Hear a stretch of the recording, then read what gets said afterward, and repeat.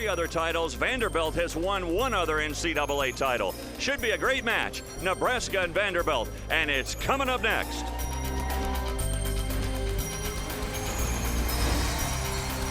That's set to go here from Canton, Michigan. Let's set the lineups for you. First of all, for the Commodores of Vanderbilt, their leadoff bowler, their only lefty, Natalie Goodman. Then Nicole Macesso, Tori Ferris, Robin Renslow, freshman of the year, also second-team All-American, and first-team All-American, their anchor is Jessica Ernest. Now, for the Cornhuskers, the top-seeded Nebraska Cornhuskers, they'll start off with the aforementioned Elise Bolton, then Yang Ling, Andrea Ruiz, Christy Michelson, and Liz Culkin, who is a first-team All-American herself. So Nebraska being the higher seed, they had the choice whether they wanted to go first or second. They've chosen to lead things off. Elise Bolton, what a start. I mean, do I need to keep telling everybody how great a player she is and how great she's going to be for the University of Nebraska? We'll get more into Elise Bolton in a bit. I just cannot wait to hear what you told her as a youngster to make her this good, just a sophomore for Nebraska. Now, speaking of sophomores, here's Natalie Goodman. From the left side, she answers with a strike of her own. We're off to a great start. Absolutely. Great way to start for both players and finding a way to combat the early nerves and get their teams going. Nebraska, the only real spot in their lineup that was up for grabs was the number 2 spot here. And Yan Ling, during the warm-ups, beat out Bethany Headley. We might see Headley a little bit later on. Ling, the junior from Singapore. Trips out the 10. Boy, anytime you're working on a strike and you see the 6 go to the sidewall and trip the 10 out, that's a good thing. And if Dick Vitale was sitting right here next to you, you know what he would have said about that shot?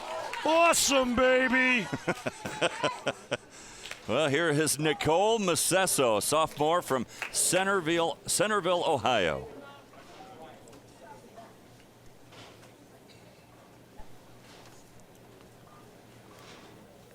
Nebraska's come out and put the pressure on.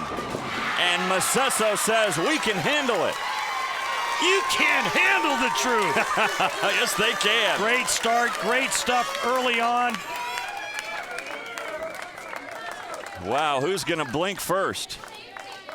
Bethany Headley, a freshman, is not starting tonight. And here is Andrea Ruiz, a sophomore from Bogota, Colombia.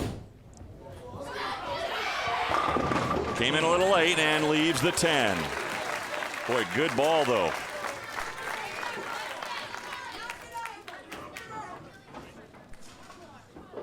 Pretty good shot there, just coming in a pinch light, leaving the soft 10. Again, we've talked about it so many times in the Spaker style format of how important spare shooting is to fill frames and avoid the dreaded opens.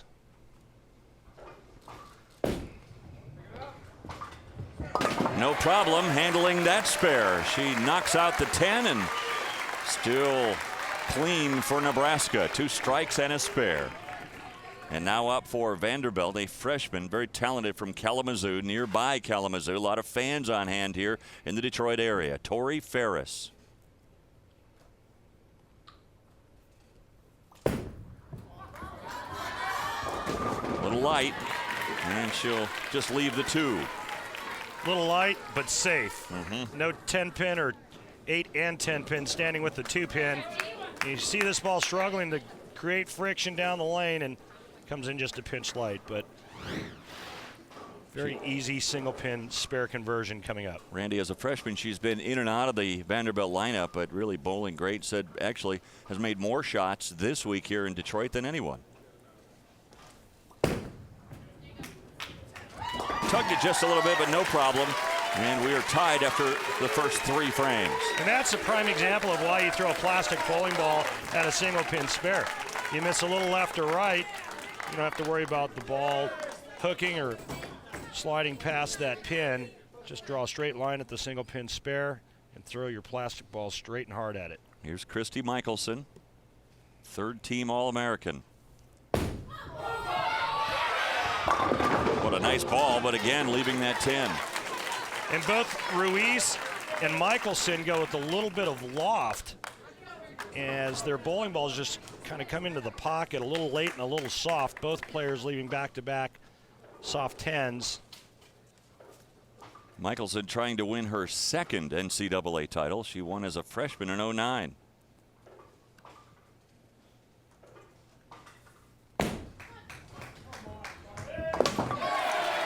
Skinny jeans right there. Just caught enough for the 10-pin. So again, the Huskers remain clean. And now, what a talented player this is. Robin Renslow, just a freshman. Renslow, she was on the junior team USA. In fact, the 2012 junior amateur champion.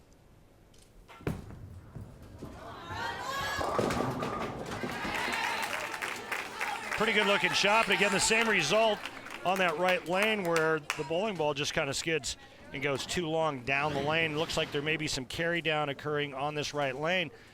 Nice looking shot here. Keeps her hand underneath and rolls it nicely, but comes in light, leaving the 2, 4, 5, 7. Pretty tough spare conversion coming up.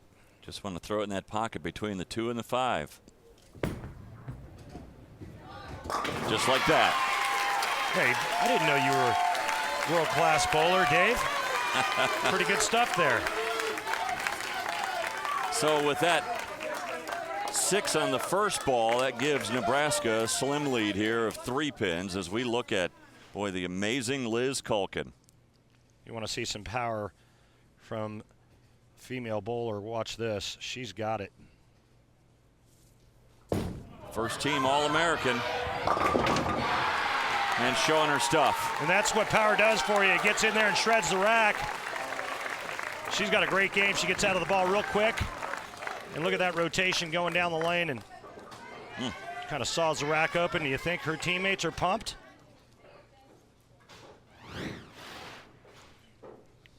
So now Jessica Ernest, first team All-American herself, along with Culkin. She was a 3-time second team All-American. What a career she's had. Boy, that was perfect. Solidly in the pocket for Jessica Ernest as she enters the strike from Culkin. What a good opening game we've got going here for the NCAA championship.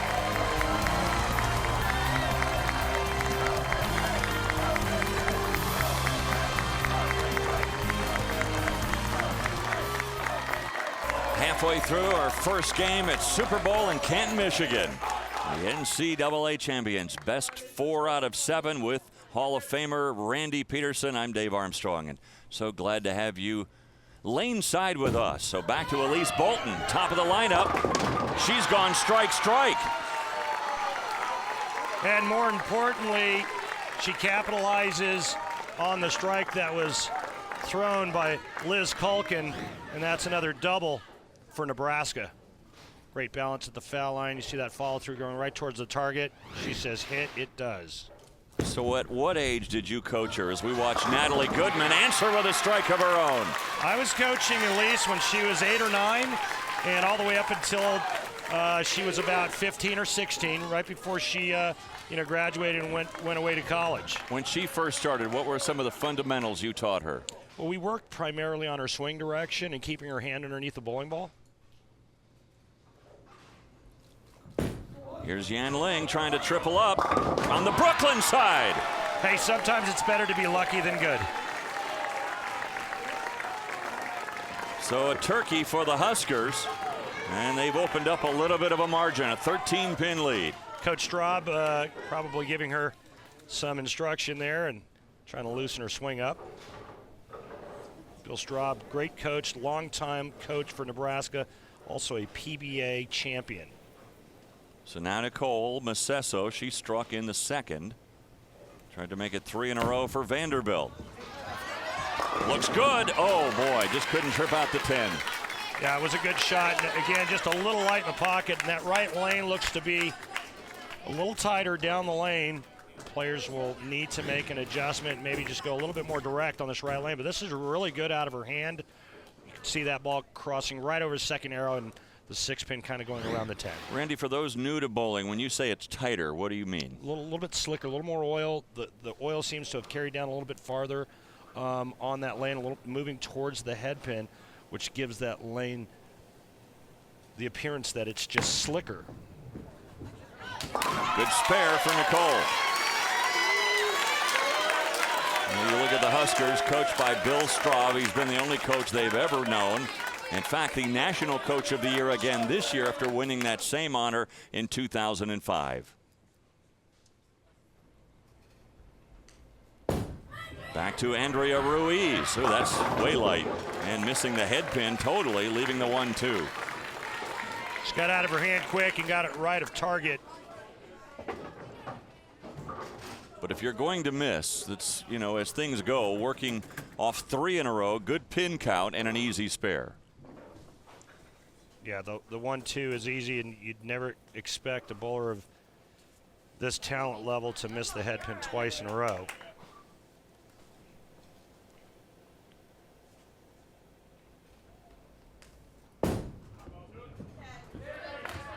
Got it.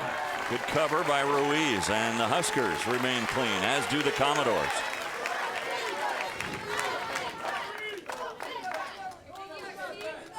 Covered perfectly. You know, the other school of thought there is you could throw the ball straight and hard at the 1-2 with maybe your spare ball. Here's John Williamson. He's taken Vanderbilt to 8 straight NCAA championships, winning in 2007. And John's done a real nice job with this program as well. You know, that bowling title in 2007 for the Commodores, the only national title for Vanderbilt in their entire school history. Oh, boy, another great shot from Tori Ferris, the freshman. It's pretty cool that it would come via the way of our sport, bowling. Nice looking shot here, and again, you're going to see another bowling ball just inside that second arrow, and there's that slight back end reaction resulting in 10 in the pit. Well, we're getting down to the nitty gritty now. The foundation frame here, the 9th frame. And this is Christy Michelson.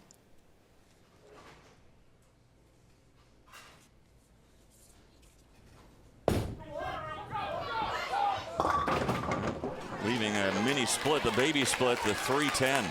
So we've seen a couple balls cross over for Nebraska on that left lane. On the right lane, we see the bowling balls going light. This is a transition that I spoke about at the top of the show. See that ball just break loose and go right through the nose, leaving the 310. School of thought, or the rule of thumb here, would be to cover both pins with the bowling ball. So squeeze it in between the 3 and the 10.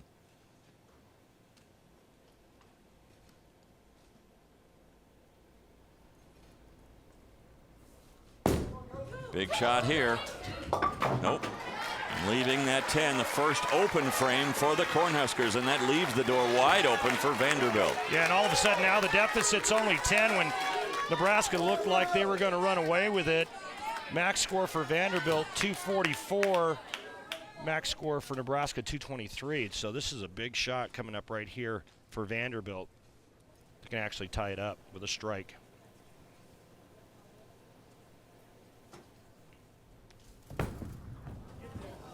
Renslow, oh boy, way light, only 3 pins. Oh my goodness. And that may be a case of the nerves getting to the freshman from California. That ball was really wide of target. And she's left herself a really tough spare, the everything except the right side of the 6, the 9, and the 10. And it's going to take a perfect shot here to clean up the other 7 standing. Looking for a pocket hit here. She got it. And so coming off the strike, the 3 pins does not do any damage at all. It's the same as if she had gone 9 spare. That's true, but could not take advantage of the open frame by Nebraska, the 9th. And she gets a huge break here, basically tripping the 4 pin for that spare. So basically where we are at is Vanderbilt with a 1-pin lead. As we go to the anchor bowlers, 2 of the best in the business. Here's Liz Culkin first for Nebraska.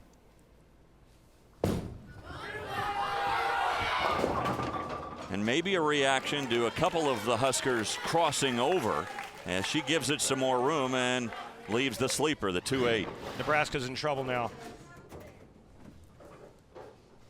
She liked it out of her hand, but you could see that ball just skidding all the way down the lane. Remember the first time she was up in the 5th frame, she went light on that lane, but ripped the rack for a strike. And now Liz is looking at the 2-8, not the easiest of spares. But she's going to need to spare here and strike on the fill shot, and then Nebraska will need some help. So she's able to get the spare. But really, this match is now in the hands of Jessica Ernest. Final instruction from Bill Straub, probably talking about where to line up now. Well, this is a big shot coming up because if she strikes here, she will force Jessica Ernest to strike first ball in the 10th for Vanderbilt. And we do have a possibility of a tie. Mm-hmm.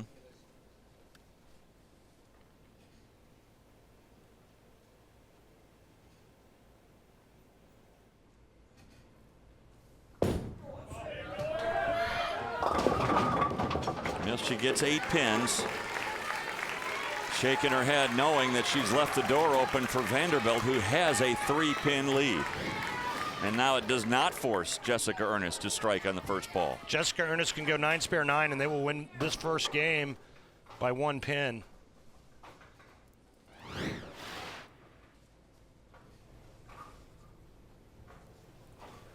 see Bill Straub talking things over with his assistant, Paul Klempa. And now Jessica Ernest.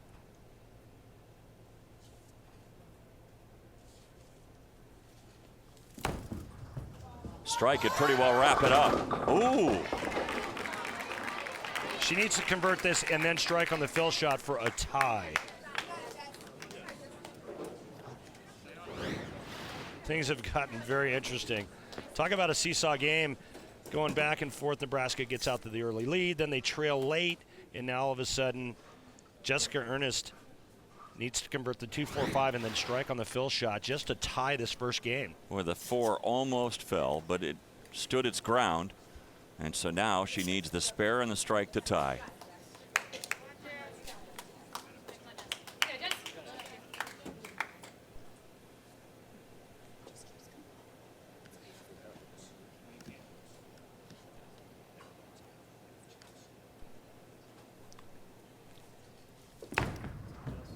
Look out. Oh, boy. Chopped it. And so the first game goes to Nebraska. The 9th and 10th frames, the ones that you expect to really come through in the clutch, did not in this case. And so Nebraska wins game 1. We'll go to game 2 from the Super Bowl in Canton, Michigan in a moment.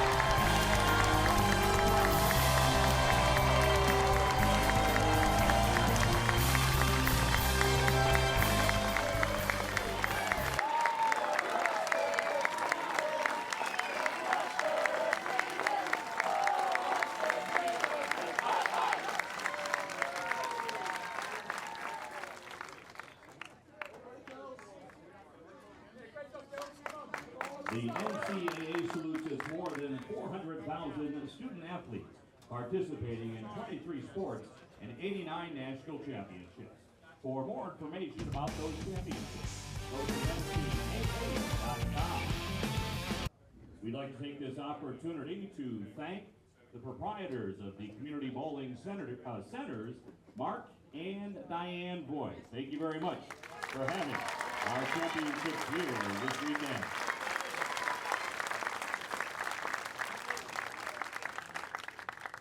We'd also like to thank Roger Philippi. He is the Director of Operations for the Community Bowling Centers. Thanks to him and his group for their help.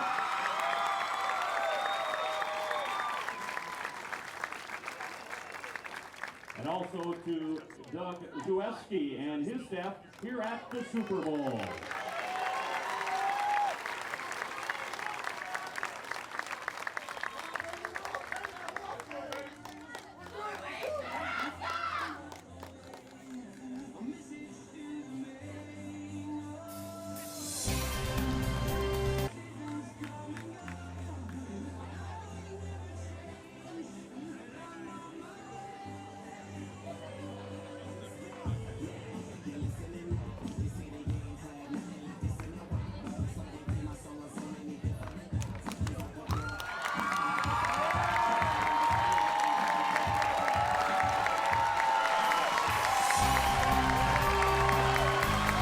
We welcome you back to the Super Bowl in Canton, Michigan with Randy Peterson, PBA Hall of Famer. I'm Dave Armstrong.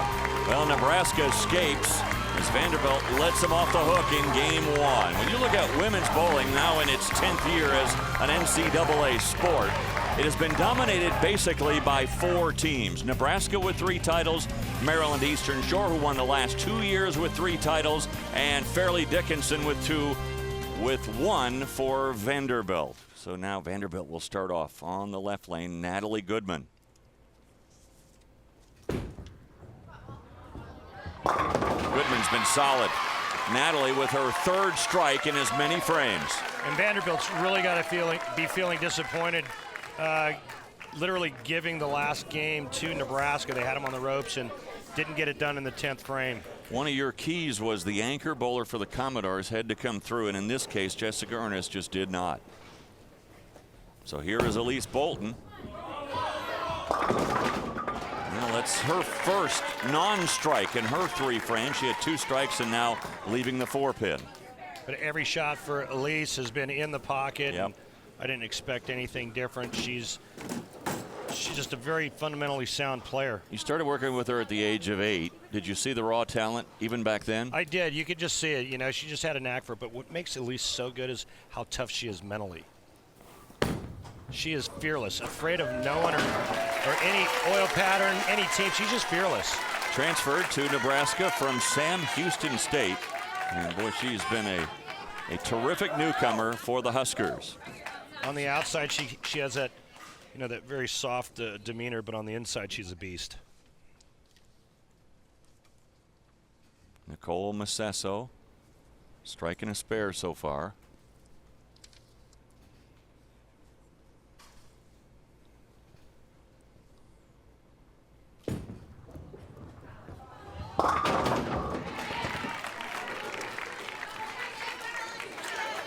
Well, the NCAA championship coverage continues with women's gymnastics. It's Tuesday, April 30th at 8 p.m. Eastern on ESPNU. For more information on the 2013 NCAA Women's Gymnastics Championship, go to ncaa.com, the official online home of all 89 NCAA championships.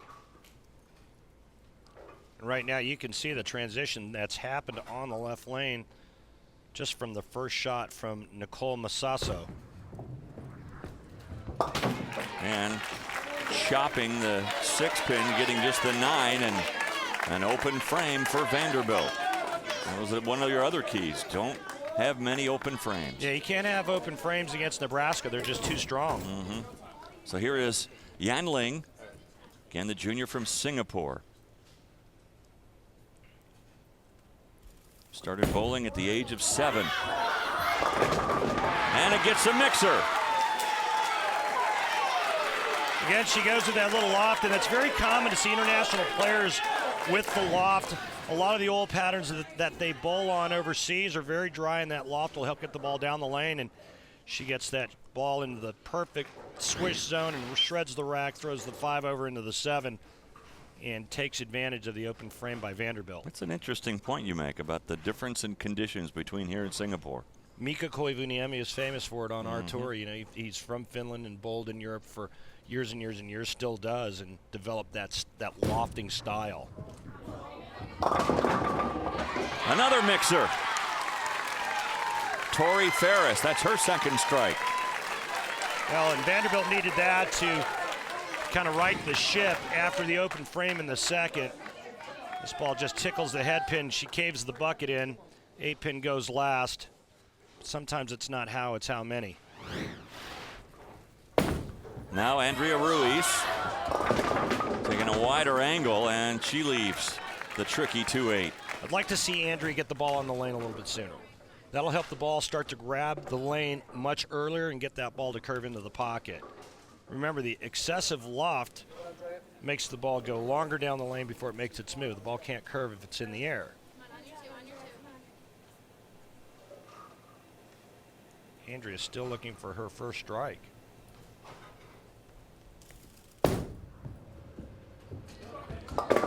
So I like that shot much better. It's less loft. You can see it's a much more controllable shot. So good cover by Andrea Ruiz in the 3rd frame. And now here's Robin. Robin probably trying to shake off the effects of that 9th frame in game 1. Tough part about Baker is just not only the fact that you're only bowling 2 frames, but it's moving from one lane to another. Took a direct approach that time. Big shot there and cuts the deficit to 2 now. It couldn't have come at a better time. Robin just makes a great shot here, playing in between 2nd and 3rd arrow. And that's high flush. So that's how you erase that open frame, a double for the Commodores. Now we go to Christy Michelson. Boy, what a story Christy has been this year. She broke her elbow in a car crash just before the season began. She has really spent this entire year, if she wasn't bowling, she was in the rehab center working on that elbow, and she says it's finally at 100%. That pre-shot routine, working on her push weight, feeling that. A little high on the head pin, and she'll leave the 4-7. Christy's got that loft game as well. As you take a look, Coach Bill Straub, and this ball just drifts high, leaving the 4-7.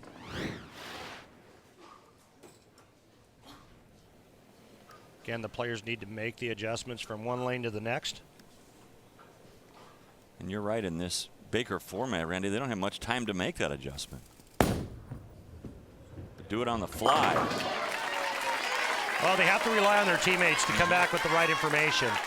You know, your leadoff bowler says, hey, I just made this adjustment, so take it for what it's worth and apply it to your game. And, you know, maybe if I move 3 boards to the left, you only move 1. And so there's a lot of conversation going on amongst the players and the coaches.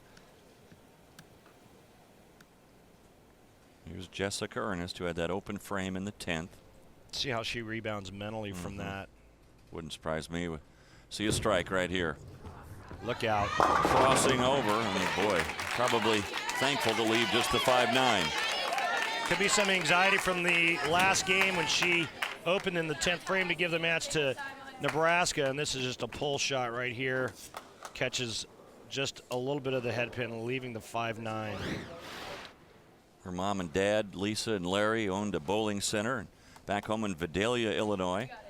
Her sister, of course, Josie Ernest, 2-time NCAA Player of the Year, part of that championship team at Vandy in 2007, and now an assistant coach.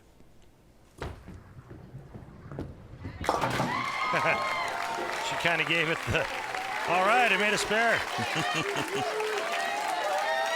Well, this match could hardly be any tighter. 2-pin lead for Nebraska as Liz Culkin comes up in the 5th. Liz has 6 300 games to her credit. Averaged 214 this year, and in this, the NCAA championships, averaged 220. It's a good solid game right here. Boy, that is solid. Liz Culkin with a strike, and Nebraska has a 2-pin lead at the halfway point of game 2 after Nebraska won game 1.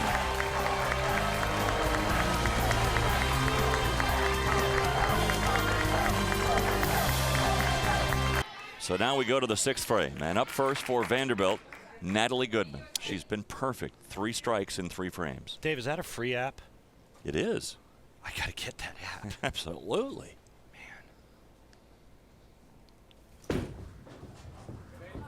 Wow. Has she been solid? Every shot right smack dab in the pocket, and 4 strikes for Goodman. And the only left-hander on this championship pair. Big advantage for her. She doesn't have to see any transition, unlike the righties and all of the traffic that they have to go through. Here's Elise Bolton, a little bit light and leaving the 7-pin. Boy, just not enough down lane reaction. In fact, that ball just barely catches a little bit of the head pin, that little swish zone there, and just not enough angle into the pocket to carry that shaker 7. Honorable mention All-American Elise from Merritt Island, Florida.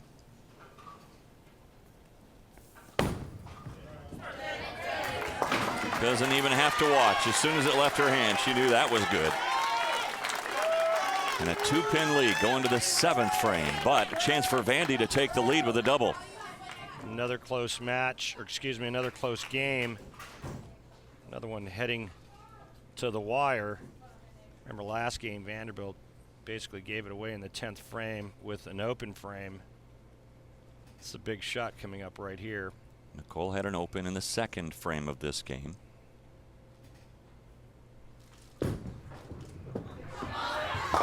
Not this time. A double for the Commodores, who take the lead. Big shot there for Nicole. They take the lead now, and you see another ball in between the 2nd and 3rd arrow, and a little high flush. 4-pin goes late, and she's pretty pumped up. Just don't headbutt your teammates. Here's Yan Ling. Well, just never got back to that head pin. Slid on through, and she's got a mess. The 1-2-4-10. Technically not a split because the head pin is standing. And that ball just went straight for a long, long time. And in fact, this ball doesn't hook until it comes out of the ball return. Now she's going to try to get the ball to the left side of the head pin and slide it over into the 10. What are the odds of making this? For you, 2-1. For me, no chance. For her, I think it's 5-1. Okay.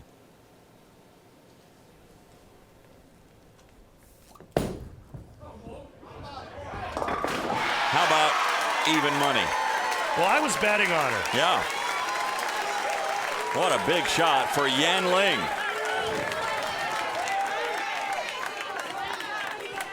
Executed perfectly, gets the ball over into the left side of the head pin, drives it into the 10 pin, and the ball takes out the 2 and the 4. So here's Tori Ferris.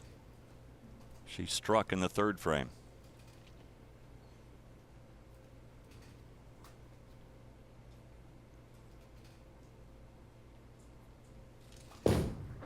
One here would give Vandy a commanding lead.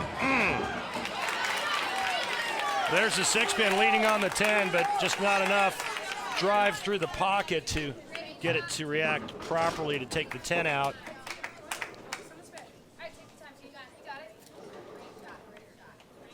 So to maintain the lead, Ferris will try to fill the frame here in the 8th. One of the things that John Williamson, her coach, told me before the match was that she is a consistent frame filler. I hope I don't jinx her by saying that. And a very tough bowler.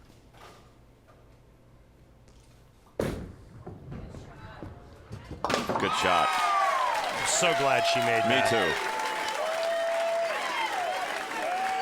Still an 11-pin lead for Vanderbilt. Nebraska needs to start putting some strikes up, getting back to the keys. Nebraska needs to string strikes to get back in this. Well, your keys were dead on. It's almost like you saw this match ahead of time. Here's Andrea Ruiz. And another 10-pin. A little bit more speed and less angle, and she can kick that 10 out. Look at her playing about the 16th board, and just a little late and a little behind the head pin.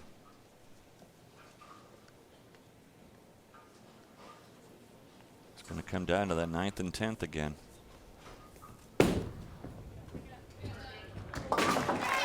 Good mark, spare here in the 8th frame for Nebraska. She's got a nice game, great fundamentals. That fall through went right at the 10 pin.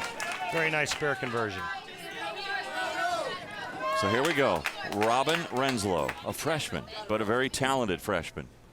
Second team All-American, as I mentioned, Rookie of the Year this year in the country. Average 200.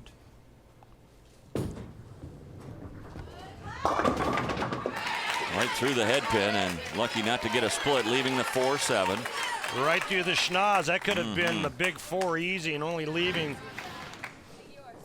the 4-7. This is a nice break right here, quite honestly, and if she converts the 4-7 here, they will escape without an open frame heading into the 10th frame. That could have been disastrous.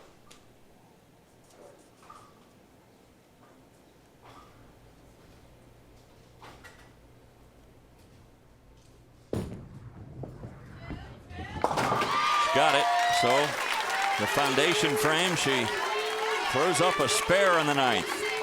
Well, now it's time for the big guns to flex their muscles here for Nebraska, with Michelson and Culkin coming up here in the 9th and 10th frame for Nebraska.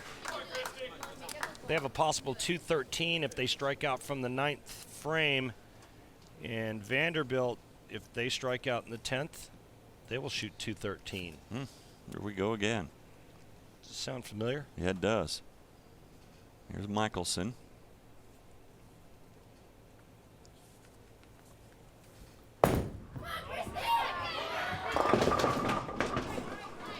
Just not getting back into the pocket. Remember last time she was up on this right lane, she went just a little bit high, and she makes an adjustment there, and the ball just never grabs a lane. And luckily, the only thing left standing was a 2-8.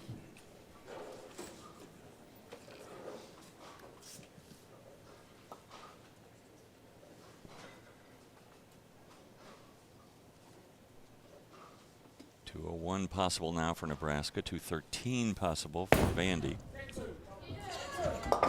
And she's able to kick out the 2-8. So spares for both in the 9th frame. And Vanderbilt has a 12-pin lead going into the 10th. 9 spare strike for Jessica Ernest in the 10th frame, and she will shut out Nebraska. Remember the last game she had this opportunity.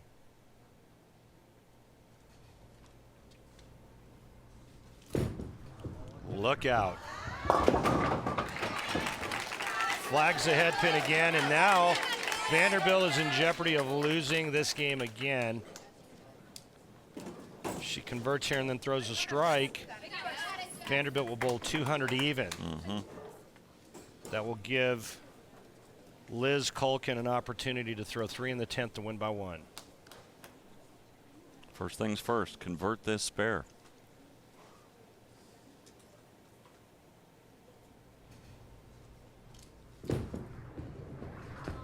She will. Good shot by the anchor bowler, Jessica Ernest.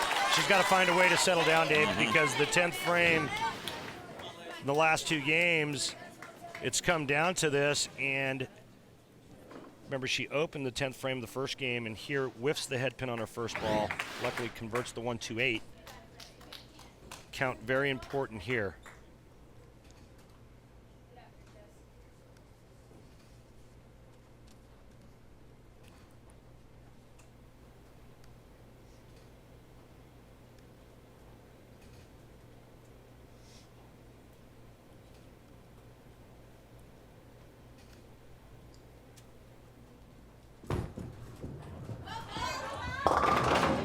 Only 7. So 197 the final for Vanderbilt. Liz Culkin now for Nebraska needs 2 strikes and 7 pins to win by 1. Well, the 2 strikes, the hardest part for Liz Culkin. Yeah, but 2 and 7's a lot easier than 3. Yes. So again, that count, so important on Vanderbilt's fill shot.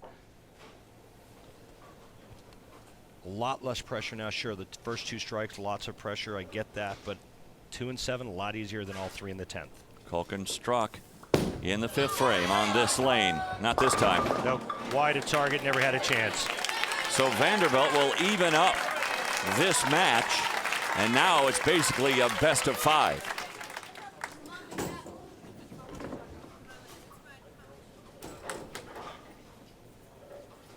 .188, the most that Nebraska can have here in game number 2, and Vanderbilt will win this game. So they come back and come through here, and Vanderbilt will even up this match at a game apiece.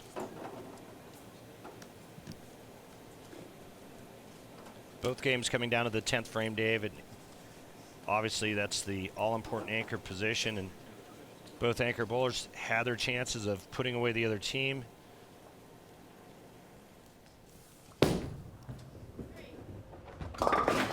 Coach Bill Straub standing behind Liz Culkin. There may be a ball change coming up for her. Bill is trying to go through some different scenarios with his anchor bowler right now, trying to get some feedback from her as to what she feels or what she's seeing. And what you've seen, what's the difference between these 2 lanes right now? It looks like the left lane's starting to hook more. You know, if you get it right, if say the 9th board, the ball's not going to hook. So you got, you know, the players just have to make better shots. But here she's going to a ball change and trying to see if she can get a little bit better ball reaction. As she moved in, and that ball actually hooked more.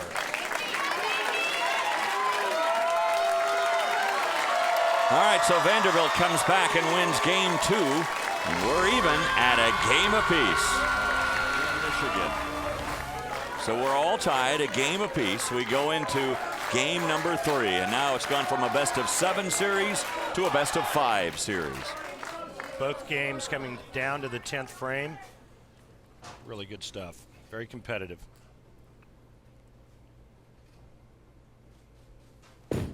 Elise Bolton, 2 strikes, 2 spares, crossing over for a strike. Little wry smile. Did you teach her that one? I never taught her how to throw at Brooklyn, Dave. It works, How though. dare you? I know. Well, here is Natalie Goodman. She has performed better than anyone so far. 4 strikes in 4 frames. Well, it's because she's left-handed. Anybody can tell you that.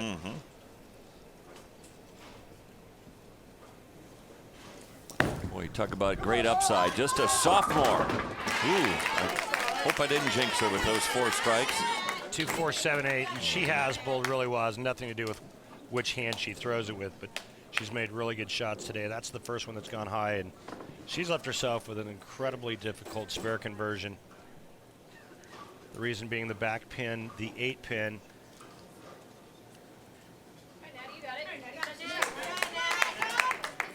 See Josie Ernest, the former 2-time NCAA Player of the Year assistant coach for the Commodores, visiting with Natalie. Natalie, who has 4 300 games to her credit. Wow, good cover. Yeah, I was a little fortunate there. Take it now, right? Absolutely. It's like a putt that lips in. You don't Yep. care. It's in. Sometimes, like I said, it's not how, it's how many. Here's Yan Ling. Performed well. 3 strikes and a spare. And back with another strike. And that's taking advantage of that Brooklyn thrown by Elise Bolton in the first frame. And Nebraska out to a quick lead. Doubling up the Huskers. Again, one of your keys, Randy, trying to string those strikes together. Looked like a little less loft on that shot and gave the ball an opportunity to grab the lane. So now Nicole Macesso. 2 strikes, a spare, and an open frame for Nicole so far. The sophomore. Great student in medicine, health, and society, a 3.75 GPA at Vanderbilt.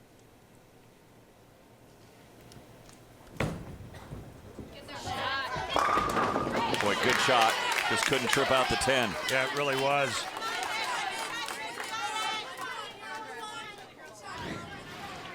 Watch the 6 pin, second from the right, just kind of go around that 10. And that's all about the ball going through the pins the correct way. She hit her target through it with the right velocity and the right amount of rotation, but that bowling ball, for whatever reason, on this oil pattern did not go through the pins correctly. Therefore, the result is a ringing 10. In a sense, this is like the freshman year for Nicole, because last year as a freshman, she had a stress fracture in her back. She has been terrific all season long for Vandy. Look out. Throws that one in the gutter. And her second open frame. That really leaves the door wide open for the Huskers here, who are working on a double. The only missed spare is coming via Vanderbilt, and it cost them in the first game.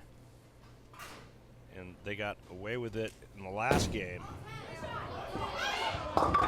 Right through the head pin, and this is going to be an open frame. The dreaded 4, 6, 7, 10. Well, it's an SEC softball battle tomorrow at 3. The Arkansas Razorbacks take on the Missouri Tigers. Arkansas and Missouri at 3 on ESPNU, also live on Watch ESPN.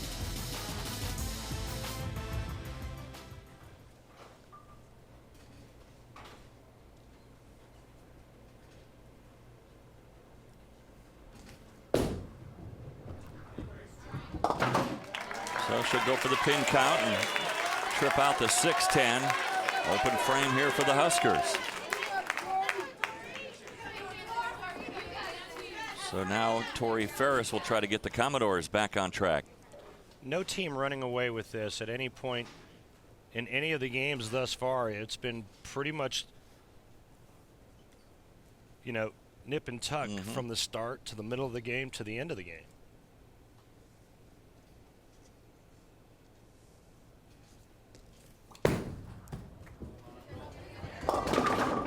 And just not getting back to that head pin. Stronger ball in that lane, and it'll grab the lane and hook up. That ball just had nothing on it. Watch it just hydroplane right here. It just grips so late down the lane, it had no chance of getting back. So something that rolls a little bit sooner, grabs the lane 5 feet earlier than that last shot, and it gets all the way to the 1-3. 2-4-7 or 2-4-10 split, excuse me. Got a chance. Oh, good try. Back-to-back open frames for Vanderbilt, not able to take advantage of the big four left in the third frame by Nebraska's Andrea Ruiz. Good try, though, on the 2-4-10 conversion. And this is now, if you're Nebraska and you're experienced like this senior, Michelson, you just go for the jugular here. She hasn't struck yet today, though. Yeah.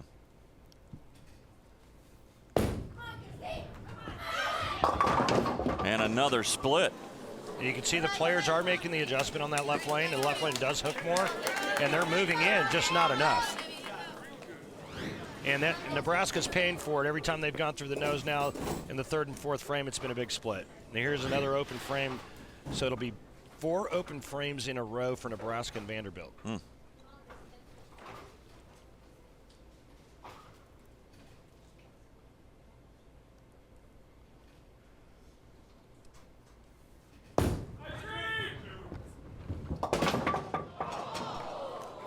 I'm not real fond of hooking the ball at the 4-7. She's done it a couple times today. I like throwing the ball straight and hard at that. And if you throw the ball straight and hard at the 4-7, I mean, there are times where you could actually bounce a pin out of the pit and convert something like that.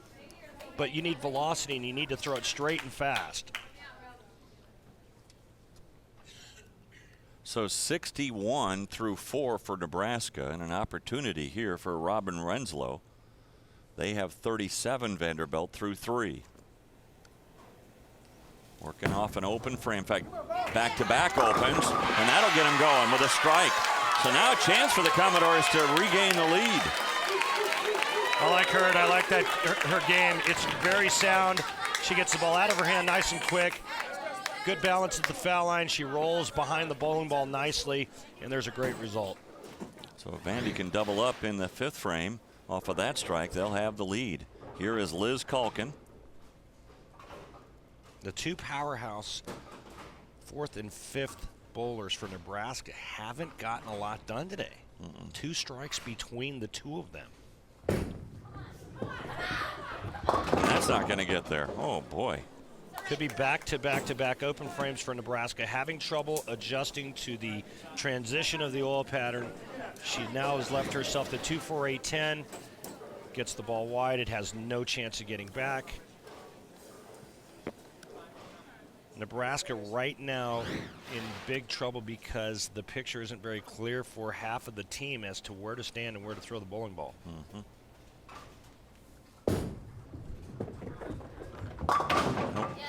No, went for the pin count, got the 2-4-8, but leaves the 10, and now 3 open frames in a row for the Huskers, and a chance for the Commodores to really put the hammer down with Jessica Ernest coming off a strike from the 4th frame.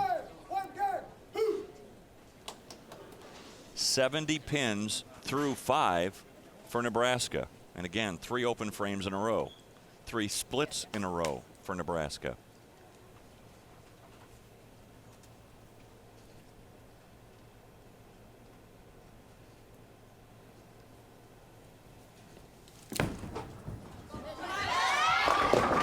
And there's the double the Commodores so desperately wanted.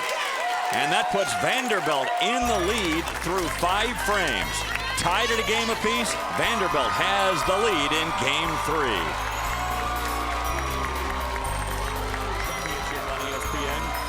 tied at a game apiece, best of 7 series, and Vanderbilt has taken charge in this game with 2 strikes in a row. Meanwhile, the Huskers, they're lost. They have 3 open frames in a row and 3 splits in a row. Back to their leadoff bowler, Elise Bolton. Well, that gets them back on track. They really needed that. My star pupil stepping up in the 6th frame to get Nebraska jump-started here for the last half of this game. I think your coaching fee just went up. Nice shot there. She's been the only one that's actually been close to hitting the pocket this game for Nebraska. Now Natalie Goodman. 6 spare. Crossing over, and she'll leave the 5-8. Last 2 shots for Natalie, both pulled. She went through the nose the last time, leaving the 2-4-7-8. And this time crossing over once again. Prior to that, she was perfect. Yes, she was. Look at that. 4 strikes in a row before this. Again, the key here is to convert the spare and maintain the lead. Right now, 15-pin lead for Vanderbilt, but remember, Nebraska has a strike. Going for their spare ball.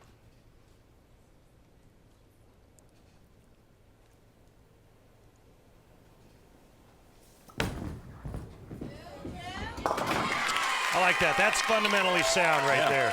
Go to the spare ball, throw it straight, and make the 5-8. So again, filling frames. Natalie Goodman has been great. 4 strikes, 2 spares. Now Yan Ling coming off the strike from Elise Bolton in the 6th frame. She did throw a pretty good shot the last time she was up on this left lane when she did strike. Needs to do the exact same thing again. More loft. And there's the light. There's the result. The ball can't hook when it's airborne. You noticed the last time when she had the strike, she had less loft, and it got to the head pin. Thumb stays in it too long. The ball's too far out on the lane. It's not going to hook. Get the ball down into the floor much sooner. Get the hand out of the ball quicker. Ball reacts much stronger.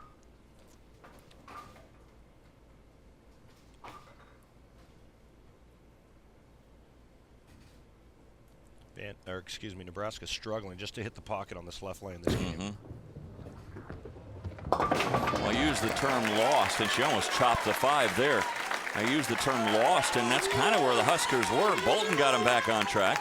Now a 7 spare for Yan Ling, and now it's Nicole Macesso. 2 open frames in a row for Nicole. Well, excuse me, 2 open frames in her last 3 attempts for Nicole.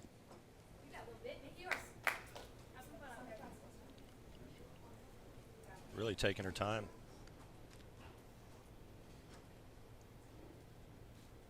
Nicole working off a spare from the 6th frame. That looks good. Well, good pin count anyway. And she'll go after the 10. Pac-12 baseball on display tomorrow on ESPNU. Arizona State travels to Southern Cal to take on USC. Arizona State against USC tomorrow at 5 on ESPNU. Also live on Watch ESPN. You know, Dave, I grew up on the West Coast. I'm so old, I remember when it was the Pac-10. Well, I'm so confused anymore. You have the Big Ten, which has 12 teams, and you have the Big 12, which has 10. That makes no sense. John Williamson played football for Ole Miss, and now the head coach of the Commodores.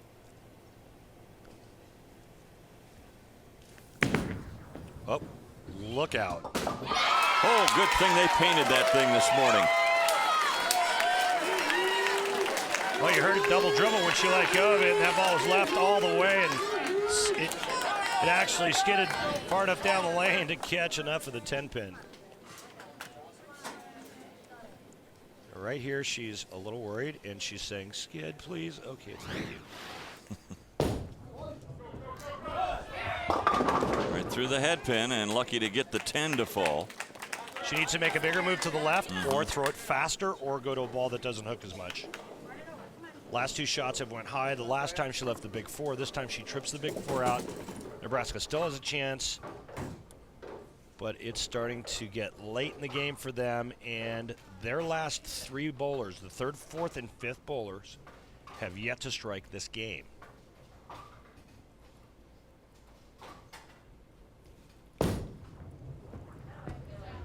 Ruiz will cover the 4-7. And a spare in the 8th frame for Nebraska. Vanderbilt, though, maintains their 16-pin advantage. And here is the freshman, Tori Ferris. When you look at how young this Vanderbilt team is and their bright future with Ferris and Renslow, both freshmen, Macesso and Goodman, sophomores. They do lose their All-American and Jessica Ernest, who is a senior. That's okay, because I'm actually going to bowl anchor for them next year. Are you? Yeah.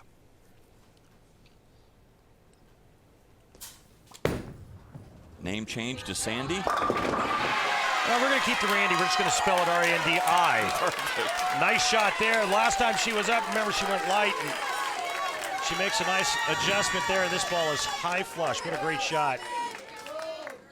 Right around the 13th board. Just enough back in to get that ball to finish in the 1-3. And can I share with our viewers your narcissistic behavior when they were cheering "Let's go Vandy"? You thought they were saying "Let's go Randy."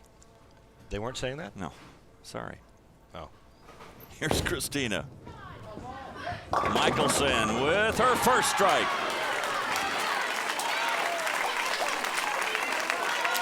Well, that's Christie's first strike of the evening. Andrea Ruiz hasn't struck yet, and this is Christie's first one. For Nebraska to win this championship, the 3rd, 4th, and 5th bowlers have to get it going. You got to figure it out. Make some ball change, make some type of adjustment on both lanes, and they need to start stringing strikes. Renslow can really put the hammer down. Oh boy, light though. Not a bad shot, just a little bit right of target. She doesn't throw a big hook, so you can't expect that ball to go out and just start wheeling back. You can see it's just a little closer to the second arrow, and just not enough downlane reaction. Single pin spare, easy for Renslow. Started bowling at the age of 5. As I mentioned, on that junior team USA in 2013. Right at it. Perfect. Well done. Max? Sorry, Dave, go ahead. I was going to say a spare in that foundation frame. 188 possible for Nebraska, 194 possible for Vandy. And again, 3 games in a row. It's going to come down to the 10th frame. Which anchor bowler is going to perform?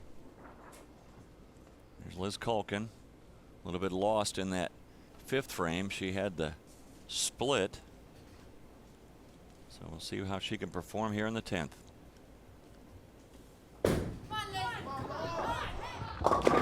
Gave it a little more room that time. And another split. Well, Nebraska's going to go down 1-2 here. This ball gets right, doesn't get back. 2-10 split, staring at the anchor bowler for Nebraska. And unfortunately, Liz, Christy, and Andrea are not lined up on either one of the 2 lanes. So an open frame in the 10th, and that'll do it. Vandy will win game 3 and take a 2-1 advantage. A 156 total for the Cornhuskers.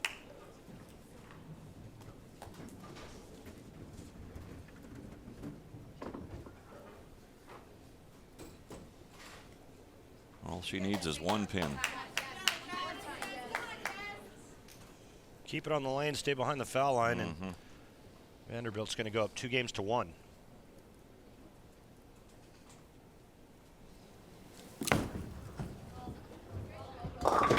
It's enough.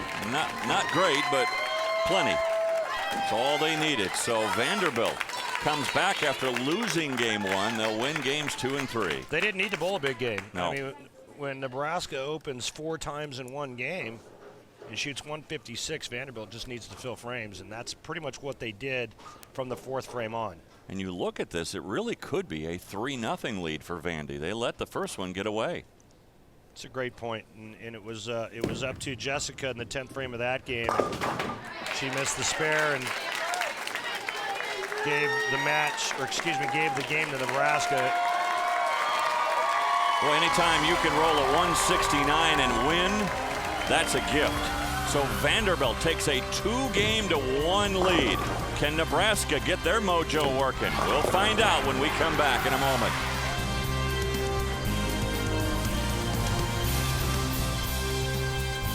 And Natalie's been good, man. Work with me, Dave. Gotcha. Still good. Oh, my. How did that 10-pin stay up? Remember, she started with 4 strikes in a row, struggled on the right lane in the last game. However, does not have an open frame. She converts the 10-pin here. She will be perfect through 7 frames in terms of filling. Part of the 2011 Illinois State Champion high school team on the Junior Team USA 2013.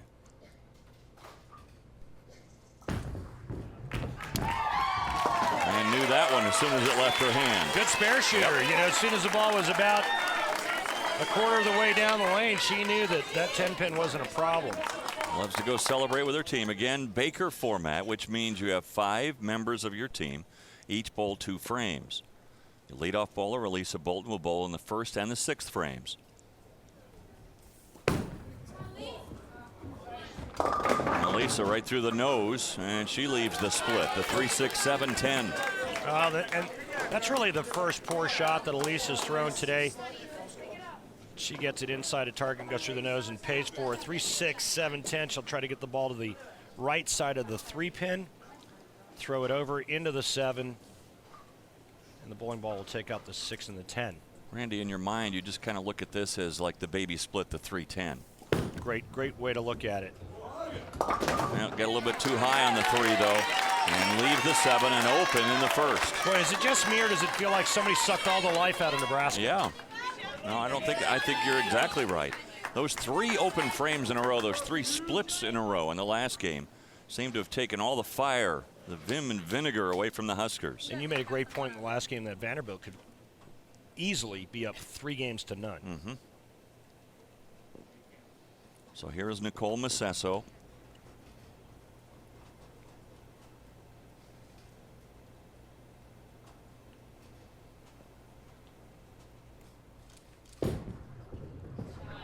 That's a good shot. Oh, got a little bit high on the head pin and leaves the 6-10. And you can see how much more aggressive that left lane is. It's a little drier. The players will have to find a way to create a little bit more angle on that left lane. Good shot until it breaks loose and goes through the nose, only leaving the 6-10. So nice break there. Nebraska early open. Vanderbilt takes the early lead. All the momentum on Vanderbilt's side. They just need to keep the pressure on.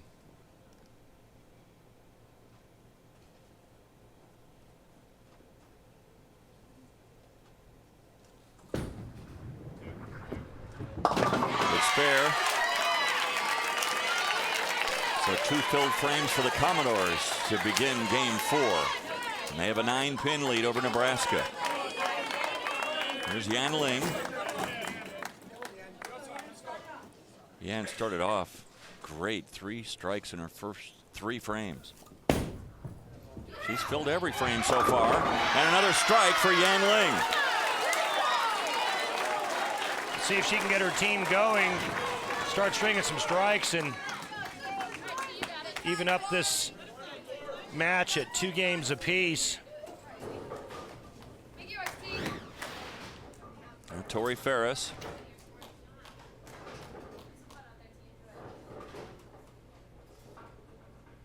Tori with 3 strikes, as you see, in her 6 frames so far. So by my math, that's 50%, Dave. Yes, very good.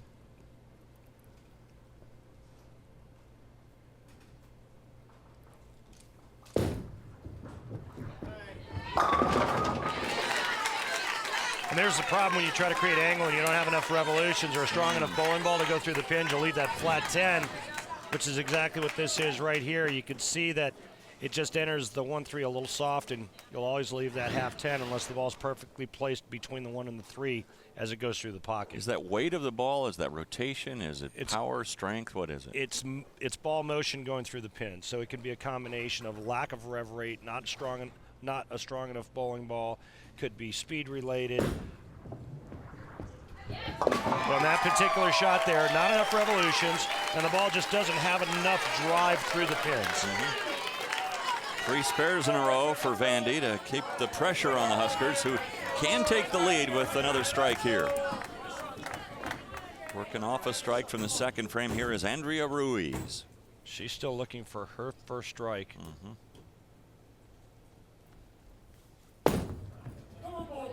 Needs to hook. Instead it rolls out, whiffs the head pin. It's the washout again. That's happened to her more than once. Playing close to fourth arrow, and watch this ball just quit.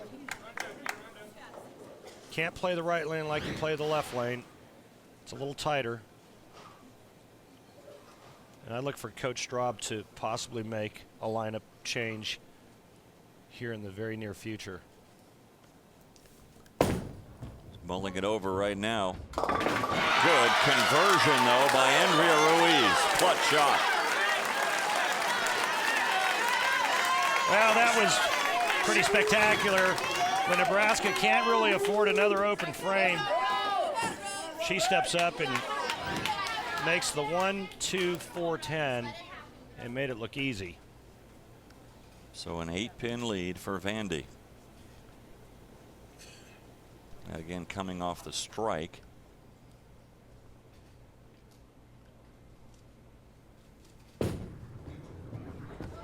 Renslow with her third strike of the night. And Robin's been very solid throughout the competition tonight. Eyes on the target. Snaps that arm through the follow through and snaps the 10 out. See that lean, that right shoulder lower than the left, weight balanced over that left knee. Good stuff.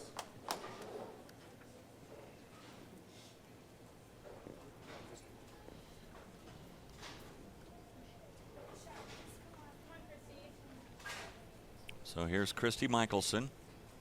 Christy, her only strike came the last time she was up.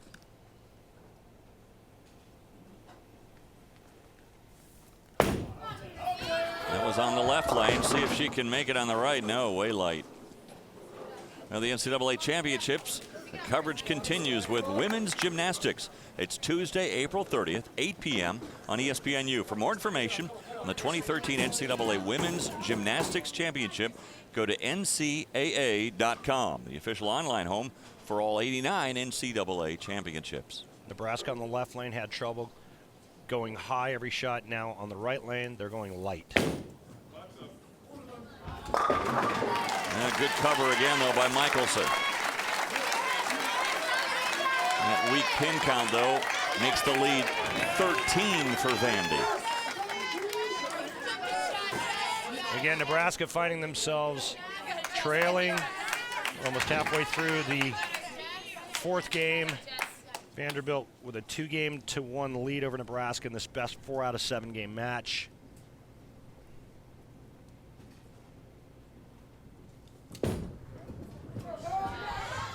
Jessica Ernest with a split. And just when Vanderbilt could have really put their feet firmly on the throats of their opponent, the anchor bowler for Vanderbilt goes right through the nose, leaving the 410.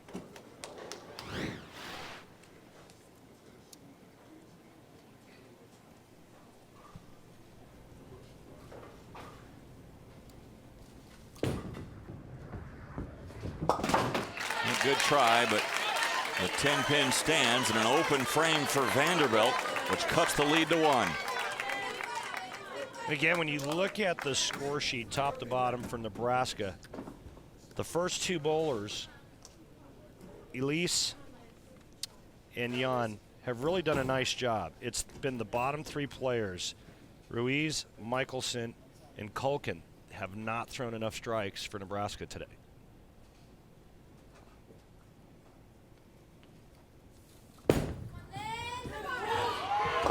different angle of approach. And oh my goodness, there it goes. Wow.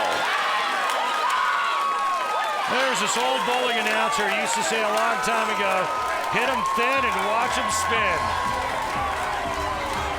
Boy, a different energy with Nebraska during the break after that strike by Liz Culkin in the 5th frame. So it's anybody's game here in this Baker format. Best of 7 series in the Baker format. Each team with 5 bowlers. Each bowler bowls 2 frames. We asked Bill Straub, the head coach of the Huskers, how he picks his anchor bowler. That's the tough part. If you get to help me with that, give me a call. I can always use help with that. We're blessed with a lot of talented people. Hopefully we can pick the right ones to do the best. Well, the right one for Liz Culkin in the 5th when Nebraska needed a lift the most. They were lifeless, Randy. And all of a sudden, that strike, as the pin was spinning around, you wondered, would it stand or would it go? And when it went, a different atmosphere altogether for Nebraska. Maybe just what they needed to turn this around. And Natalie Goodman through the nose, lucky to leave just the 4. Goodman has been so solid, and Straub, as we mentioned, his team has won 3 national championships. If you go back to the IBC days, his team won 5 of those national titles, so 8 titles overall for Nebraska. Well, it just tells you just what a great program Bill Straub runs and the kind of coach he is. And a good spare for Goodman is trying to get Vanderbilt, who has the lead, but it doesn't feel like it, does it? Yeah, well, it's only a 1-pin lead. Right. And it could certainly turn the other way with a strike right here by Elise Bolton. She's been very solid, except for the last shot that she threw when she went through the nose. Let's see if she can get back to her striking ways. Split the last time. Perfect that time. Perfect that time. Much better shot on line. Goes right through the 1-3. Splits that rack in half, and it's a big-time double for Nebraska when they needed it most.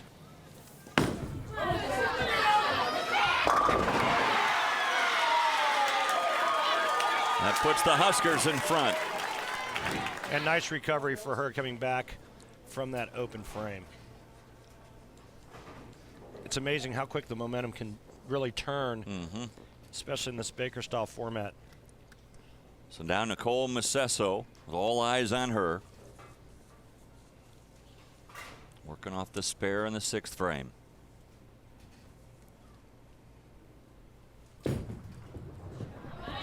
Trying to mix them up, leaving the 10. Only 2 strikes so far for Nicole this evening.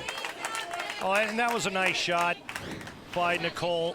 It comes in just a pinch light. She doesn't get the 10 out, but I really like this shot. It's giving her and her team a chance. She needs to just convert the 10-pin. Again, Vanderbilt leads 2-1.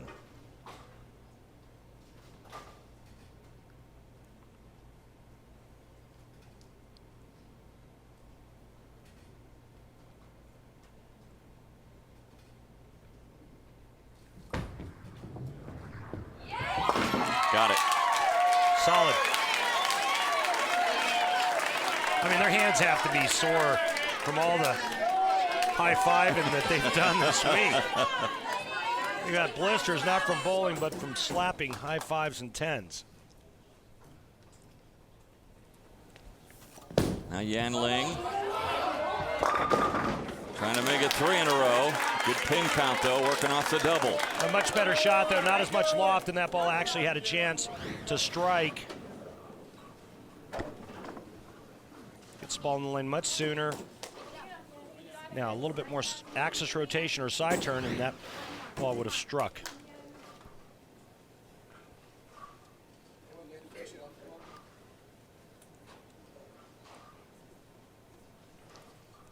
Nebraska cannot afford an open frame the rest of this game to get back into this and even this championship matchup at 2 games apiece.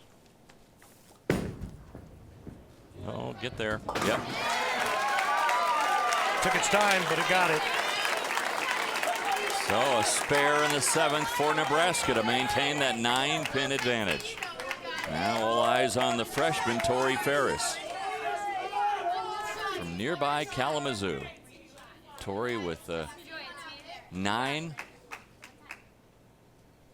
and a spare, her first time up on this lane in this game.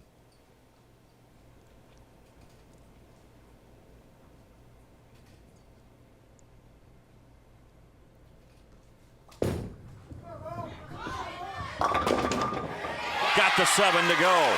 Smothered it. Nice shot for Tori. She's only had one open frame all day today, and that's a really nice time to strike in the 8th frame to give your teammates an opportunity to strike out to bowl a big game. She throws the head pin over into the sidewall. Looks like the 5 scoots over and takes the 7 out. I love what John Williamson had to say about Tori Ferris as freshman. He called her a street fighter. Said she is tough. So here now, Andrea Ruiz.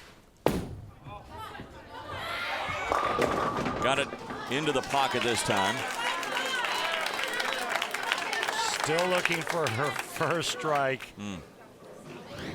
Poor Andrea just can't find a way to get her ball to face the pocket flush and knock all 10 down at the same time.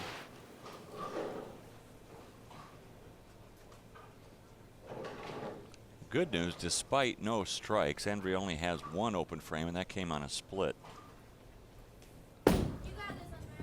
Good spare shooter. Love the way her follow through goes in the direction she's trying to throw the ball in. That's pretty much textbook. Well, Vanderbilt can take the lead again here by doubling up. And Vanderbilt can strike out and shut out Nebraska. Max score for Vanderbilt, 214. Max score for Nebraska, 212. Again, our 4th match in a row coming down to the 9th and 10th frame, as it should be. Robin Renslow, strike! And Vanderbilt is back in front. Well, that was a mungus strike, as in humongous. She doubles up, takes advantage of the strike they had up in the 8th frame. And Vanderbilt proving that they're the ones that can strike. When you look at their bottom 3 players, they're getting it done for Vanderbilt. So now so important for Christy Michelson to answer, as John Williamson loves that. His Commodores have taken the lead, a 2-pin lead. Michelson has only 1 strike tonight, and that one a little bit high and got the 10-pin to go. That would have been disastrous. Well, remember she went light last time on the right lane and left the 5 count, which was the bucket with the 7-pin. This time it's high. Fortunate that the 10-pin goes late, only leaving the 4-7, and they're starting to really lose hope, or any hope, of trying to tie this matchup. So a spare in the 9th frame, but remember, Vanderbilt working off a double. Well, once again, it's up to the anchor bowler for Vanderbilt, Jessica Ernest, who can step up here in the 10th frame and lock the match, or excuse me, lock the game up with a strike here and good count. Vanderbilt is going to take a 3-1 lead. She must strike on this ball. Well,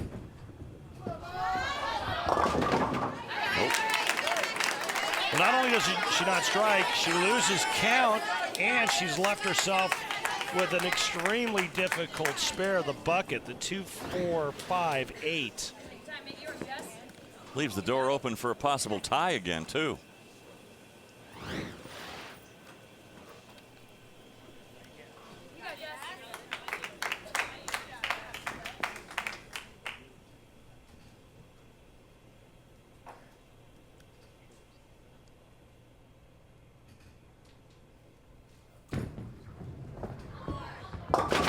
Good conversion. Wow, that was perfect. Yeah.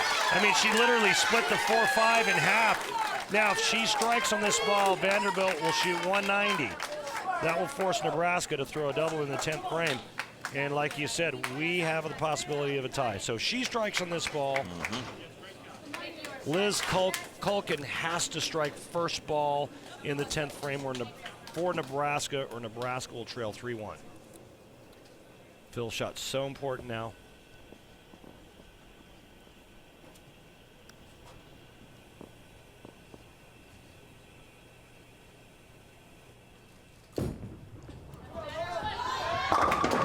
That's pretty good, Phil. Yeah, really good. Not only does she convert the bucket with so much pressure on her, but Jessica Ernest steps up and then goes flush to now force Liz Culkin, the anchor bowler for Nebraska, to throw 2 strikes here in the 10th frame. If Liz does not strike on this ball, the game's over. Mm-hmm.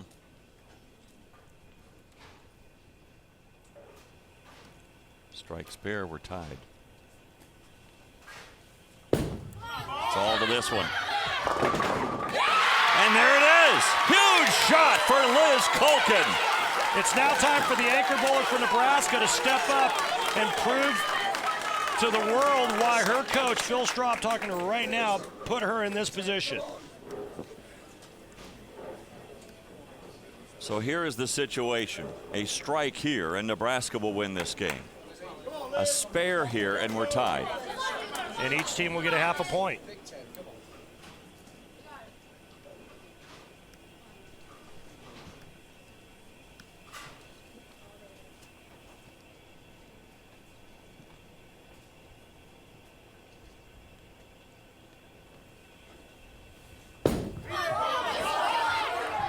Gonna get there. Now she has to convert this. Looked like she got just a little fast with that, and the ball never hooked. She's left herself a little chicken left on that bone. 2-8, not the easiest spare.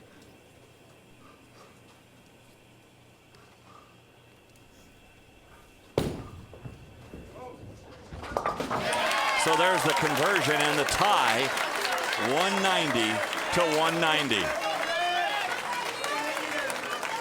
So they each get a half point. Nebraska and Vanderbilt with a tie in this best of 7 series. Craziness happening at the Super Bowl.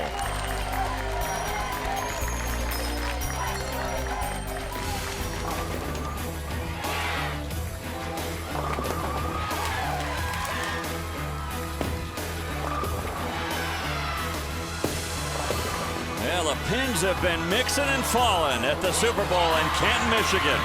With PBA Hall of Famer Randy Peterson, I'm Dave Armstrong. This match so close.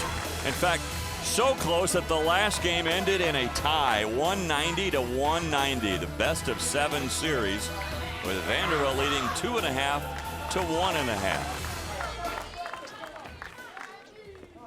So now we go to a pivotal game here. Nebraska got a little bit of momentum going in that last game. Now let's see if Elise Bolton can capitalize.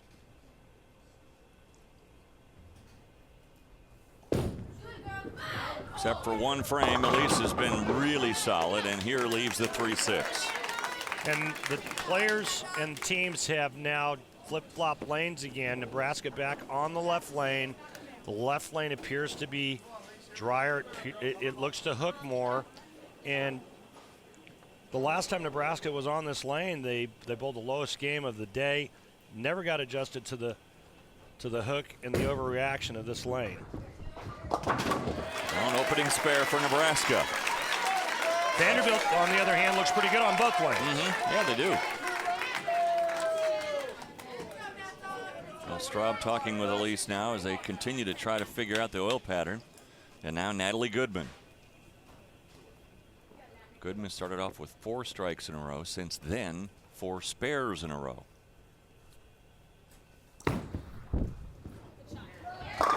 Back to her striking ways.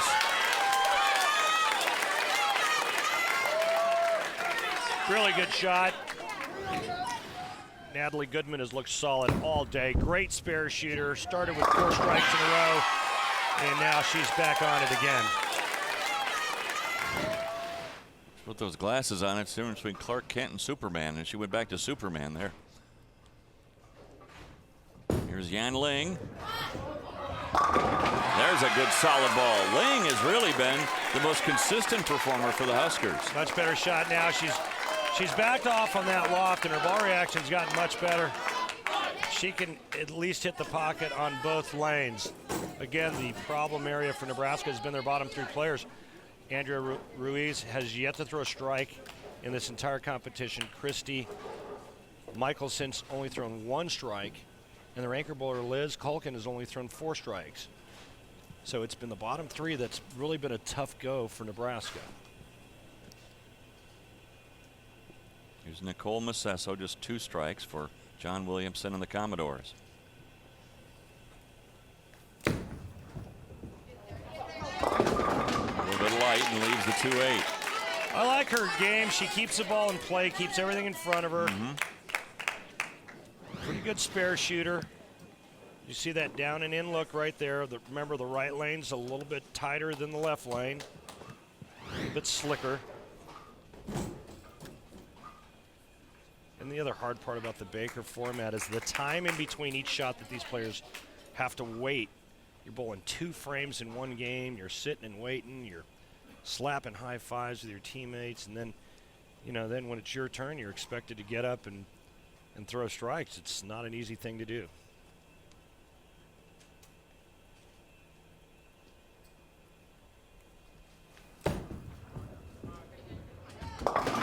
Good spare for Macesso. A lot of really good things going on in Nicole's game. She's got great positioning at the foul line, great balance.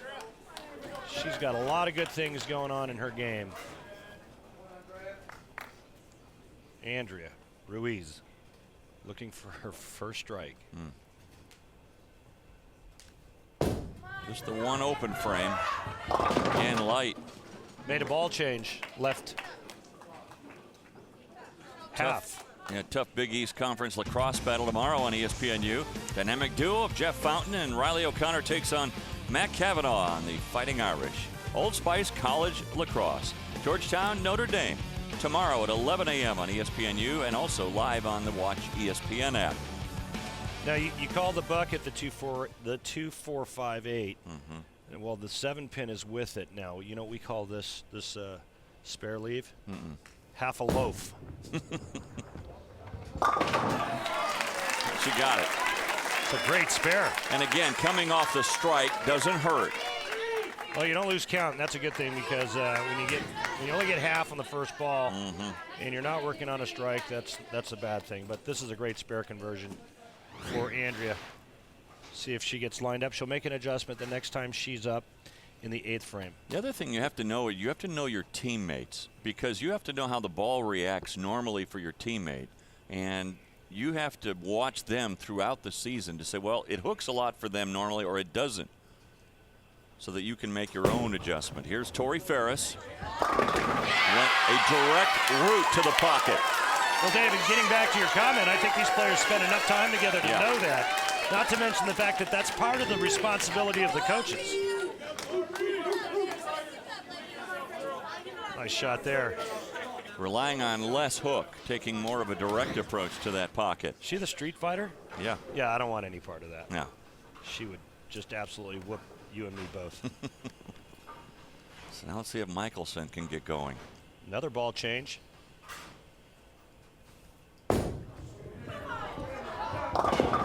Same result. Going to something that's weaker, and it's too weak down the lane. Leaving the 2-8. But at least they're trying to make the adjustments.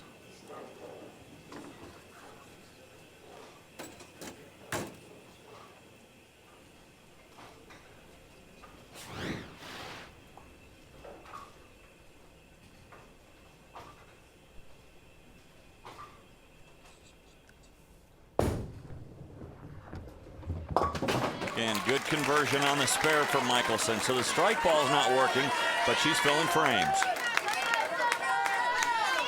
Got to start throwing strikes. Yeah. If they want to win this, they have to figure out a way to throw strikes. They're not going to get it done by just spare shooting. I don't think. I think Vanderbilt has proven that they can throw strikes and string strikes together. And until Nebraska figures out a way to start stringing strikes, Vanderbilt's going to own them. Look at Robin Renslow. She's struck in her last 2 frames. Make it 3 in a row for Renslow and 2 in a row for the Commodores in this game. Another really good-looking player for Vanderbilt. Robin Renslow has just been making great shots all day long. There you see another shot right around that 12th board, and anytime you see the 6 snap the 10 out like that, that's always a really good sign. So now Liz Culkin getting her last bit of instruction from Bill Straub. Straub is the most decorated of all Nebraska bowlers. On the PBA tour for a while. Well, he's trying to give Liz some advice as to how to line up on the left lane, because the last time she bowled on this left lane, she didn't mark.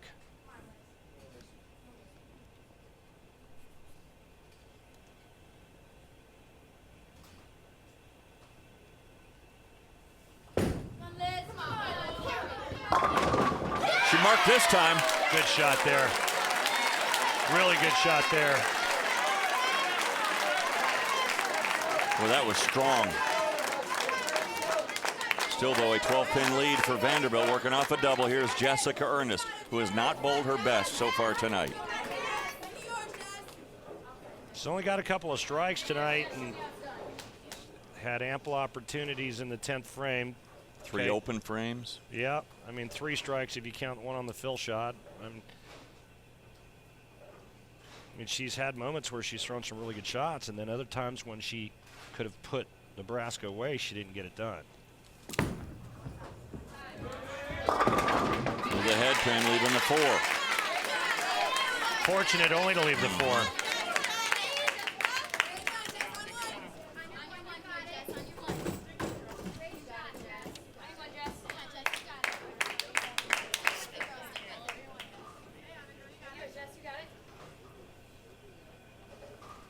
And now Josie Ernest, Jessica's sister, talking with John Williamson.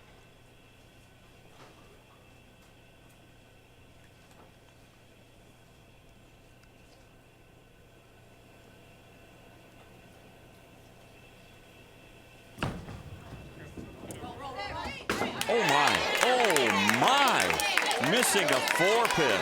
Oh, an anchor bowler. So you talk about leaving the door wide open for Bill Straub and the top-seeded Huskers. Big mistake there for Vanderbilt, and Nebraska has a 1-pin lead.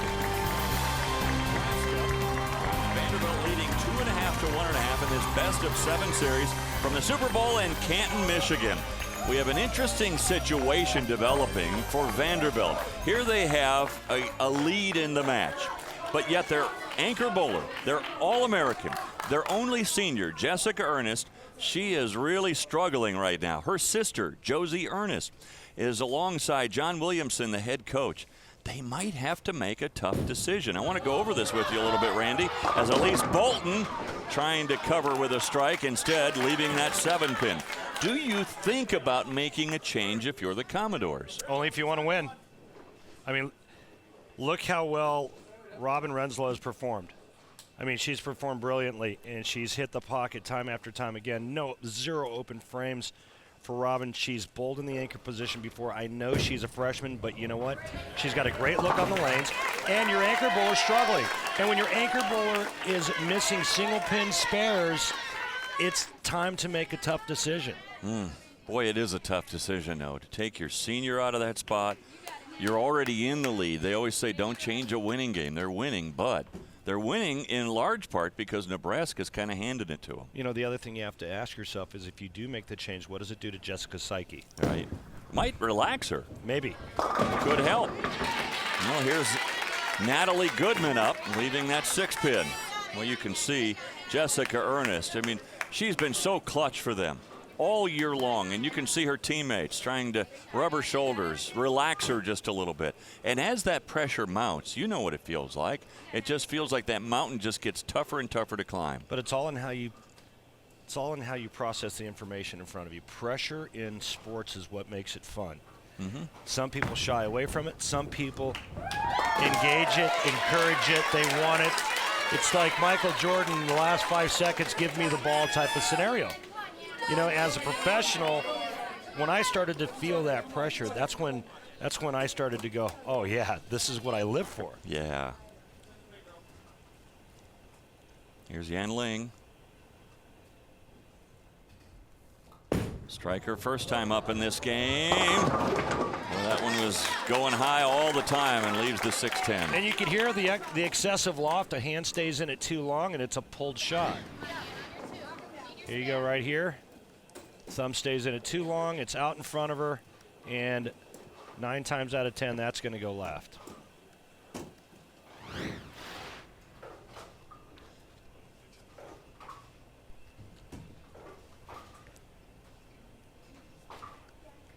I mean, I think it's a great point, a great topic of conversation that you brought up.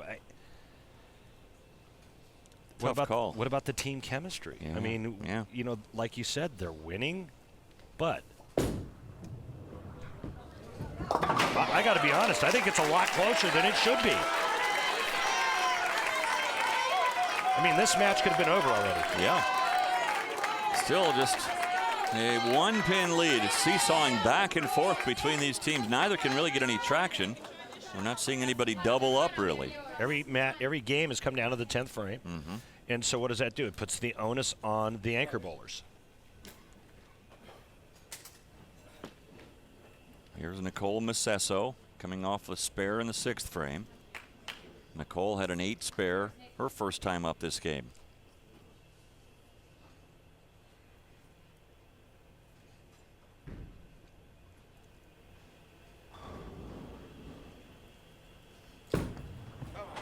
Look out.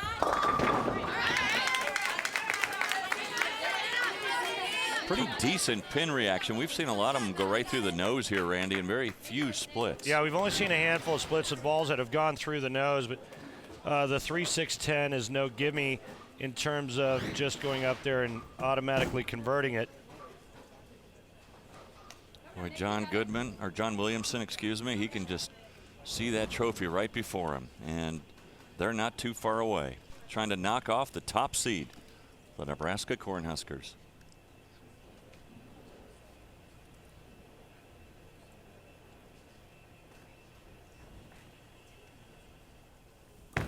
That 7-pin count put Nebraska back in front, but a good spare by Macesso. So a 2-pin lead for Nebraska as we go to the 8th frame. Solid right here. Covers all 3 pins of the bowling ball. That's textbook. That's the way you draw it up. And had an open frame, or excuse me, only 1 open frame to 2 open frames today. Now Ruiz looking for her first strike. What a time for it.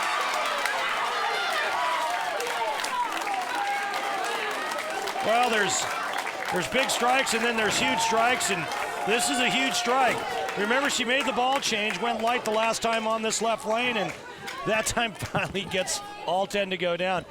And nobody more relieved than Andrea. Did you see that left hand working? Like, oh, yeah. Just flapping away, saying, get there, get there. It's all about the body language.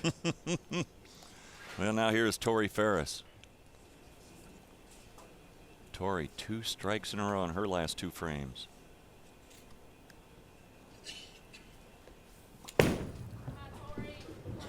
Again, through that head pin and leaving the baby split the 9-10. Last 2 shots for Vandy. Both of them go high. This time it's the 9-10, and this is not easy. You just got to kick a field goal between them. Split the uprights.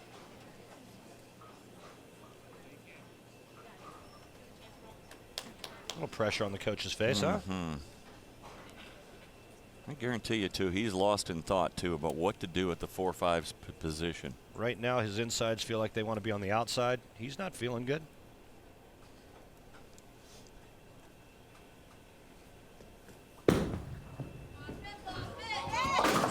Great conversion. How about that? For a freshman. That is sick.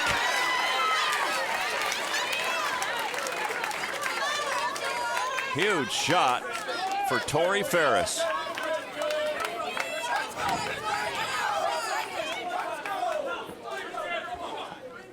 But a chance here now for Nebraska to take command of this game with Christy Michelson coming off a strike. John Williamson, yes. Great conversion there. Crossing over. 3-6 remains. It's been a struggle for Christie all day to hit the pocket and carry, and just one strike to show for her efforts today. Remember, she went light the last time on that lane, made an adjustment, and this one goes high. You know, it's interesting. The two seniors bowling here tonight, Michelson and Ernest, are the ones that maybe feel the most pressure because this is their last opportunity to win a championship. Yeah, it's a tough spot to be in, but again, you've got to put that behind aside. You can't think about, hey, well, it's my last go. You got to think about what you need to do to make shots and to get your team to win. You don't think about, well, this is my last go around. I'm going to miss it. I hope mom and dad is watching back home. You don't think of any of that. You get up and you think about nothing. You put your feet on your spot on the approach. You look at the target you're trying to hit, and then you let go and you execute. We asked Bill Straub, the head coach of the Huskers, what is maybe the most difficult thing today, and he said to manage our fundamentals and to manage our emotions. Here's Renslow. Again, a good shot by Renslow, leaving the 10. It seems like she hits the pocket with every ball. And in fact, I think the last 6 shots in a row that she's thrown, she's hit the pocket. Just solid. I mean, every ball is solid. Every ball thrown just looks like it has a chance to strike. You know, managing your emotions is simple. You teach your team how to turn off the computer. You can't think. Everything's got to be done subconsciously when you step up on the approach. You got to teach the mental part of this game as well as the physical part. It's coming down to that 10th frame again. Nebraska with a 5-pin lead. Culkin can close things out. If she can strike out here, she can put this game away. She needs a double in 6. 206 possible to a 201 possible. Struck the last time on this left lane.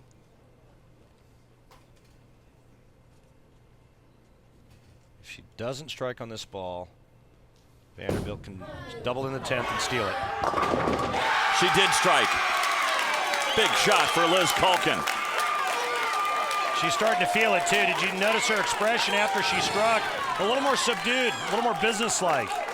Last 2 balls have looked pretty much the same on this left lane. She's starting to get a little bit more of a consistent ball reaction on the left lane. This next shot is going to tell a lot about Nebraska's future, the 2013 NCAA championship.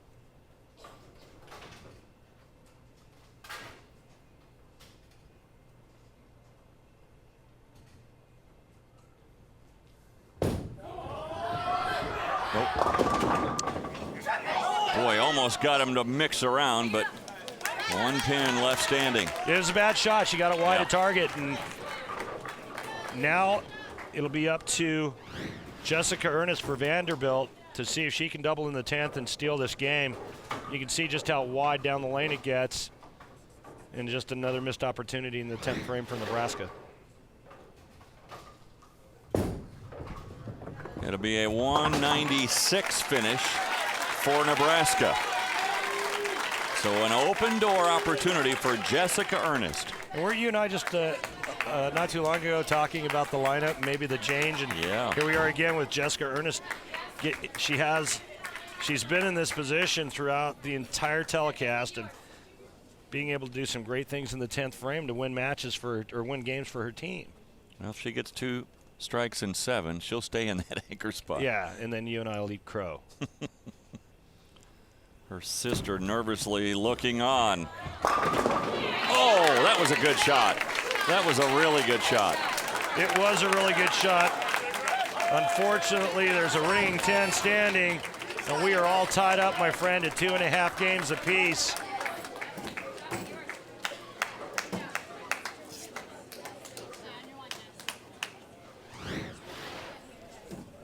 Well, she hit the pocket dead on, but leaves the solid 10. And Nebraska will win this game and even up this match at 2.5 to 2.5. That's a bright spot for Nebraska, seeing how the left lane has not been kind to them, and they finally managed to come away with winning a game bowling on that left lane. It will be interesting as we head into that next game, though. Will there be a lineup change for the Commodores, or will they go status quo?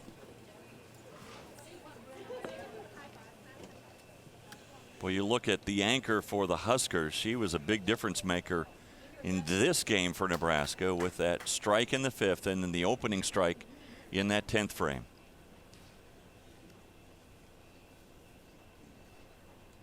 We should have painted our faces. Gone with ESPN blue or something. Yeah.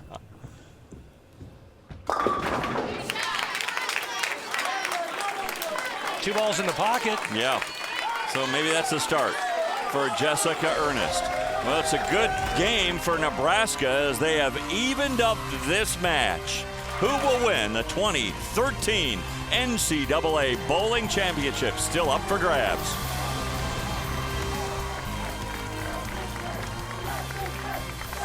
We welcome you back to the Super Bowl in Canton, Michigan.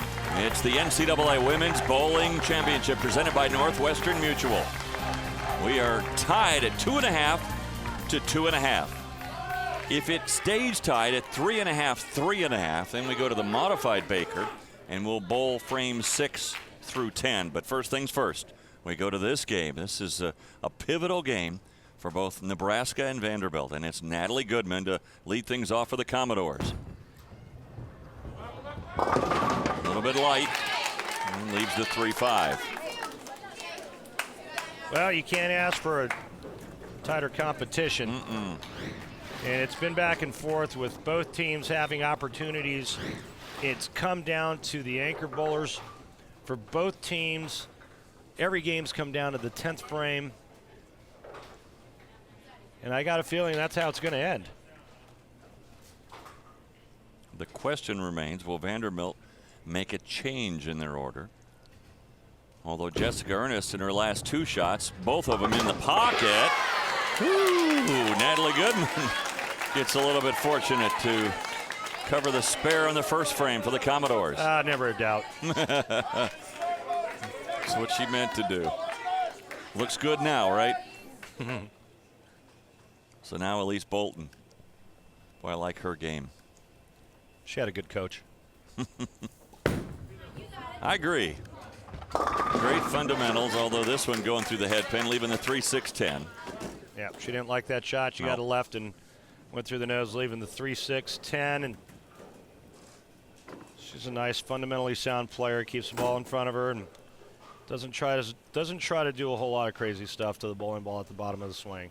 Elise Bolton from Merritt Island, Florida. Again, if you're just joining us, coached early on in her career by my cohort here, Randy Peterson, the PBA Hall of Famer. Look at that solid spare game. Absolutely.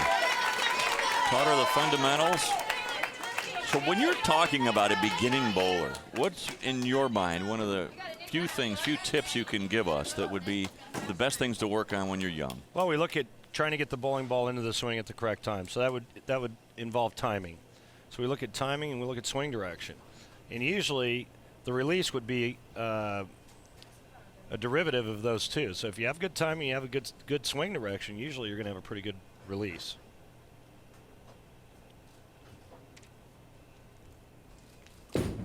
Cole Macesso. Well, that's her most solid ball of the night. Very good. Just her 3rd strike of the night.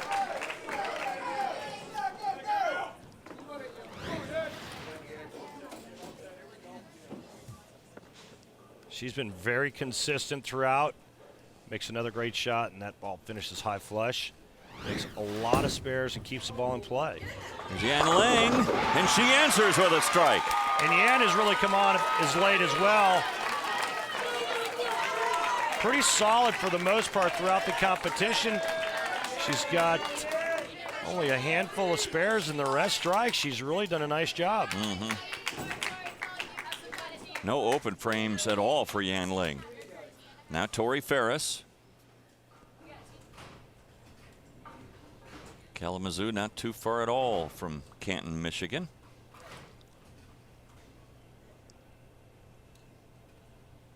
A lot of family and friends on hand.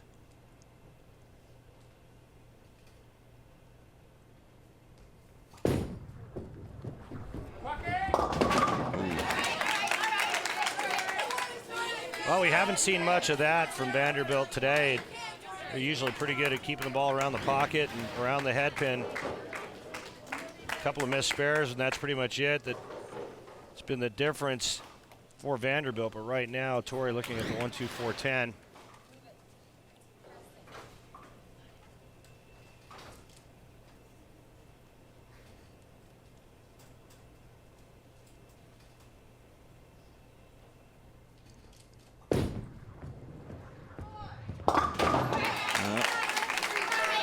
Open frame here in the third for Vanderbilt, which gives Nebraska a lead. So now Andrea Ruiz coming off her only strike of this competition. Again, you notice she changed balls for that last game. But she also has to change lineups. Where she's standing, where she's looking on this right lane. Yep. It's crossed over and leaves the 3-10. She's right now just frustrated, like, where is that pocket? We really haven't seen one team take advantage of another team's opening. Like, Nebraska's working on a strike. Vandy gets up and opens. Here's an opportunity for Andrea to step up and throw a strike and really, build on something. Her teammates come right behind her and throw more strikes, and the next thing you know, you have a team leading by 40 going into the 7th, 8th frame. We haven't seen that all day. And it's back-to-back open frames. You're right. And there's no advantage. And that's why it comes down to the 10th frame in every game. Exactly, and that's why we're tied at 2.5. So every time someone opens the door, the other one leaves it open. Yeah. Now here she is, the Rookie of the Year, and no lineup change, so she stays in the number 4 spot. Yeah, and I can't argue with this, really. I mean, you have your senior bowler. And I know she hasn't bowled her best, but again, she hit the pocket in 12 shots in the 10th frame, although Renslow making a strong case. Well, you may not argue with it, but I might. And this kid's a beast. Yeah, she is. I mean, Rookie of the Year, all she's done is throw strikes. She hasn't missed the pocket in 2, 4, 6, 7 shots. I mean, she has been an absolute beast.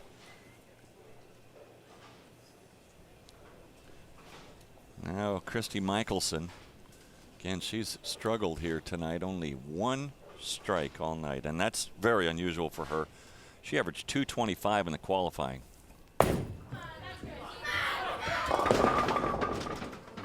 Oof. How do you do this? Well, you got to throw a hook ball into it like you're making, or like you're trying to make the 2-8, and throw the 2-pin into the 7. Just nothing consistent from the bottom half of Nebraska. Liz Culkin is starting to look a little bit better as far as their anchor position, but the 3 and 4 spot has not looked consistent at all. Needs to hang on. Oh, I don't even know how she made it. I thought if the ball was going to be too far left and she converts the 2-7-8, that was beautiful. Boy, big conversion there. Look at our anchor comparison. And you see the difference between Ernest and Culkin here tonight.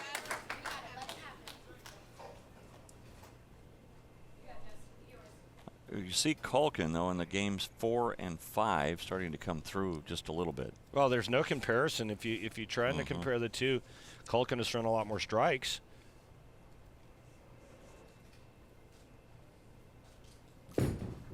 Here's Ernest. Well, that's 3 times in a row. She's back in the pocket now, so maybe she's found her game a little bit, although she leaves the ringing 10. I get that, but there's no strikes on the board.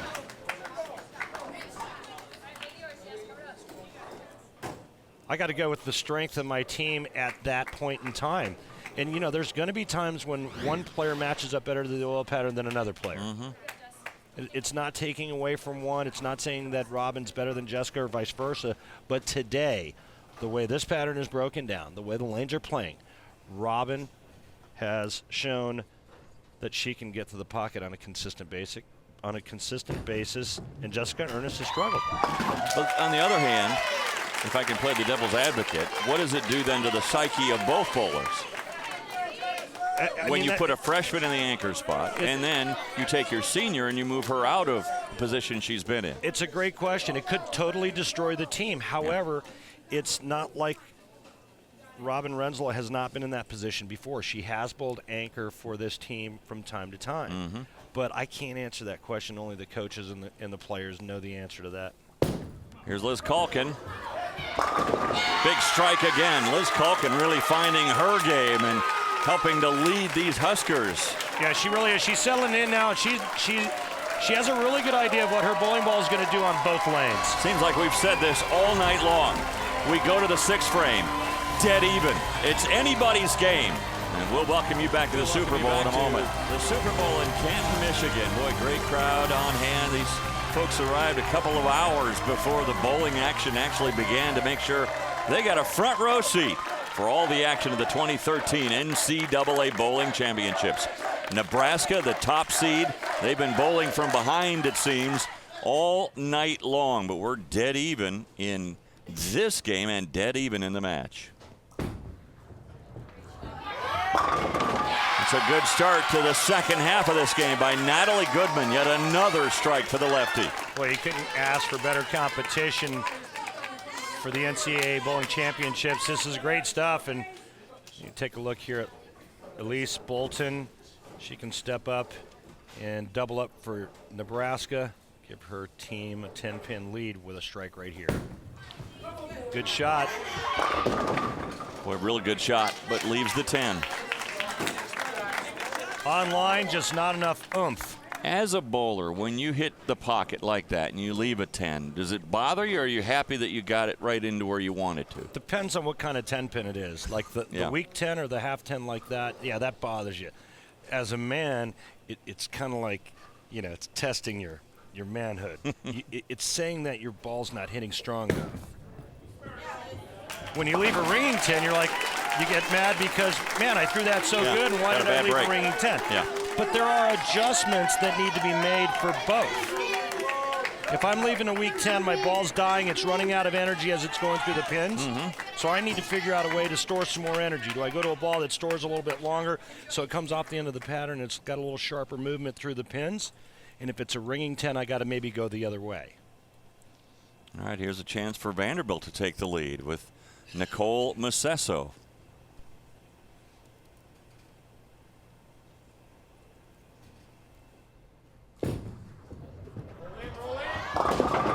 Got the mixer, little light into the pocket, but a double for the Commodores. And it just seems like she's been around the pocket all day.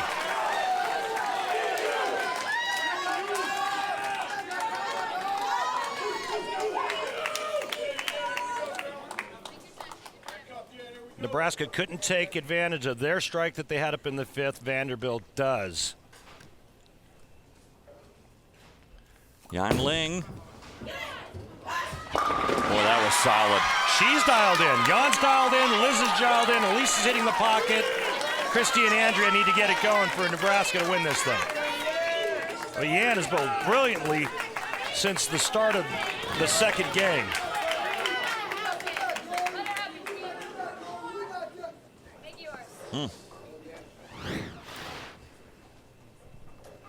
Can they make it 3 in a row? Here's Tori Ferris.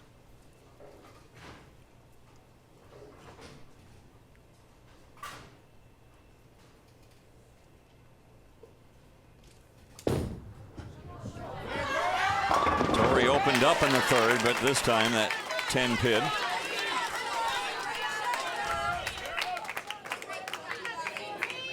Reduces the lead to 9. Again, a chance really for Nebraska to take the lead again if they can double up.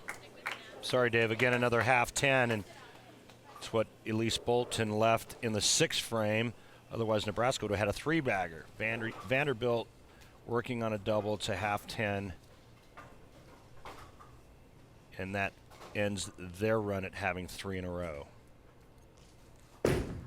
Thinking back to some of your keys to this match, planning for success brought to you by Northwestern Mutual. Let's get an update. Well, Vanderbilt has done a pretty good job of avoiding open frames. Anchor in the clutch, not so good. Plenty of opportunities that have fallen by the wayside.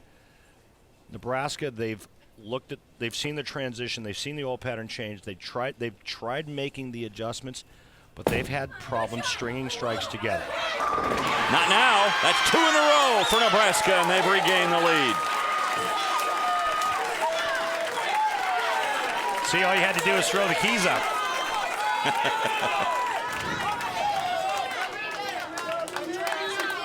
That's the best ball that Andrea Ruiz has thrown all night long. Yeah, and she's starting to get a little bit more confidence as well. So she's thrown a couple of strikes. She's hitting the pocket. She made the ball change, starting to feel a little more comfortable. Here's Robin Renslow. That's the first time I've seen her go through the head pin, and she leaves the 6-7-10 split. On the hooking lane, the left lane, a little too direct. Ball picks up too early, too much friction, and this ball will not lay off, and it goes right through the heart of the pins, leaving the 6-7-10. And John Williamson knows that's a killer in the foundation frame. It's the only downside is somebody that throws it down and in. When the lanes start to break down, they have trouble creating angle. You know, so used to going so much straighter through the front part of the lane. So now a 192 possible for Vanderbilt. And I think the more the lanes break down, I think it's a bigger advantage for Nebraska because just about everybody on their team can open up the oil pattern, meaning stand to the left and throw it right and get their balls to actually hook back into the pocket. Bill Straub knows a strike here would pretty well ice this game. Big shot for Christie, who's only struck once the entire day. Another ball change.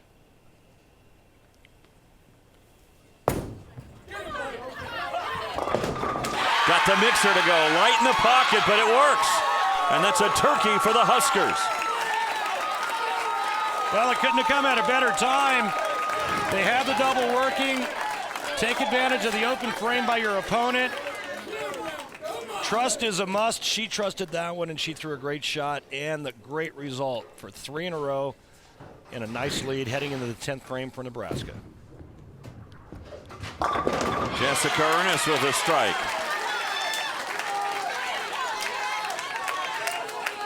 But again, all Vandy can do is a 192 possible. Nebraska working on a 228 possible.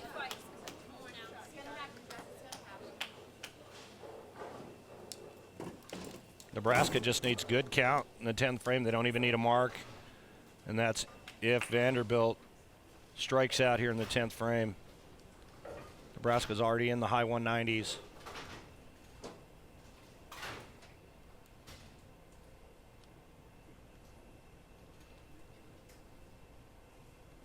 And that'll do it. So Nebraska will win this game, Randy. And that will give them a 3.5 to 2.5 advantage. So all the pressure will be on the Commodores. They must win the next game. And if they do, then we go to that modified Baker format where we bowl basically a half game for the title. And the good news for Vanderbilt is they're going back to the right lane. It's the slicker of the two lanes, and that bodes much better for Vanderbilt, a team that likes to go straighter in terms of how they like to see their bowling balls go down the lane. They don't like to throw that big curve and move in. They like to go down and in.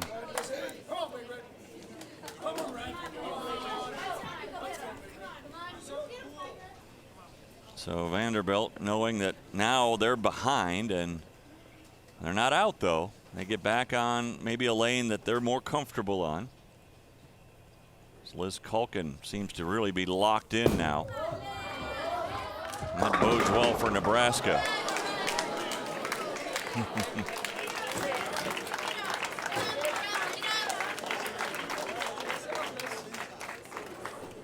Nebraska will get the lane choice for the last game of this event.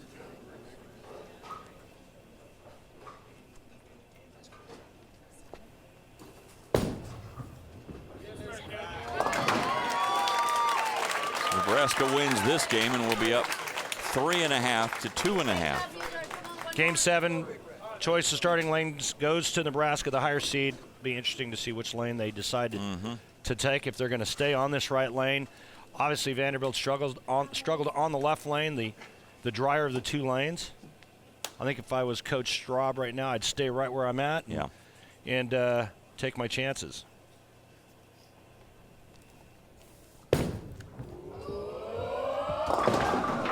Ball change, and it never even hooked. Not even. Don't throw that one. No, especially when she was kind of locked in with the other one. Well, anyway, it's a big win for Nebraska to lead 3.5 to 2.5. Can they close it out in the next game? Canton, Michigan for the NCAA Women's Bowling Championship presented by Northwestern Mutual. Well, we've come down to the nitty-gritty with the top-seeded Nebraska Cornhuskers just one game away from their 4th NCAA title. Vanderbilt trying to hang in there. 3.5 to 2.5, the lead for the Huskers. And Nebraska has chosen to stay on the right lane. That'll put Vandy in the left lane, and they start first with Natalie Goodman. And Goodman will leave the 10-pin. With PBA Hall of Famer Randy Peterson, I'm Dave Armstrong. We have watched game after game come right down to that 10th frame. We'll see if this is the right decision by Nebraska to stay on the right lane. They did bowl a nice game.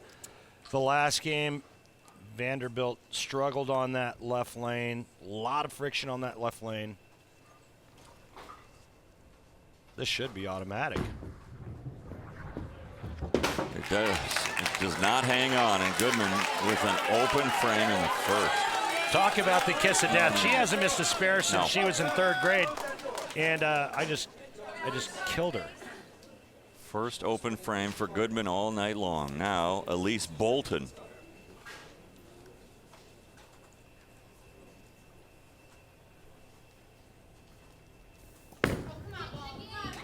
Hold on. Lucky to leave the 6-10. Very fortunate only to leave the 6-10. Last couple of shots for Elise have gone through the nose. Again, a down and in player.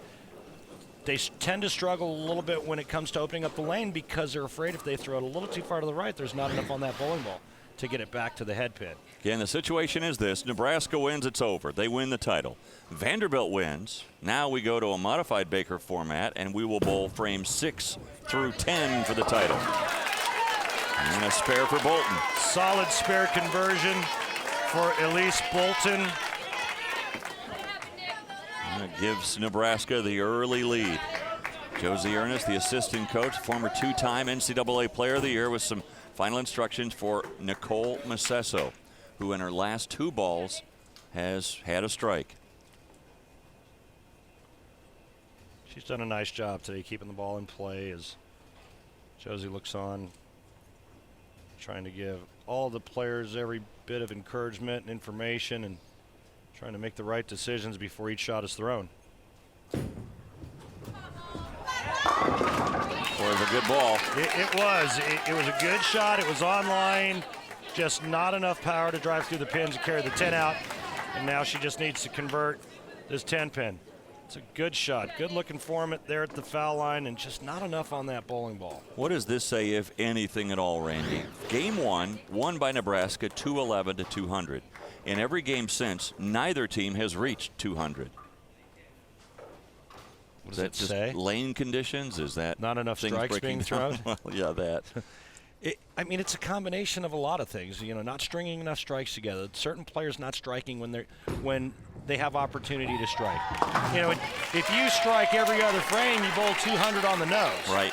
If you make all your spares. So again, it comes back to our keys at the top of the show: stringing strikes together, filling the open frames. The oil pattern's not the easiest oil pattern you've ever bowled on. These women are not bowling on a league house shot. Now look at Yan Ling, man. Every time in the first frame she has struck until then. You make a case for Yan Ling being the MVP here. She's bowled brilliantly.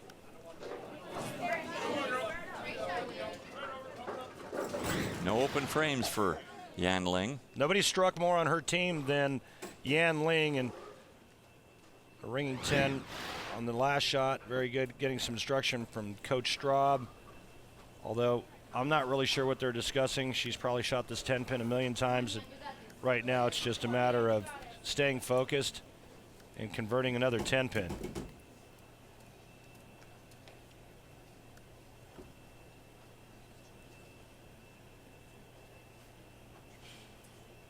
taking a little extra time with this 10-pin.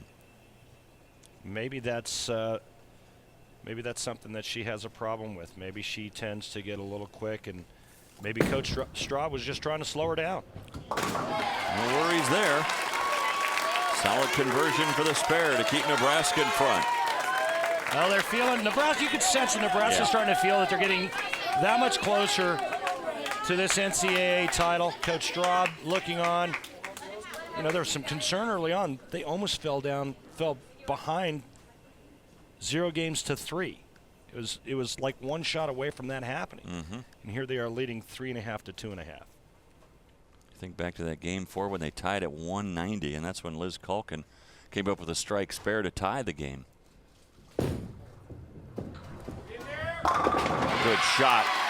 Tori Ferris. This freshman has come on strong for Vanderbilt. She's been solid pretty much the whole day as well for Vanderbilt. She's thrown her share of strikes, a couple of splits, but all in all, pretty consistent for Tori Ferris. Andrea Ruiz. She struggled and struggled and struggled. Now 2 strikes in her last 3 frames. She's kind of found her way.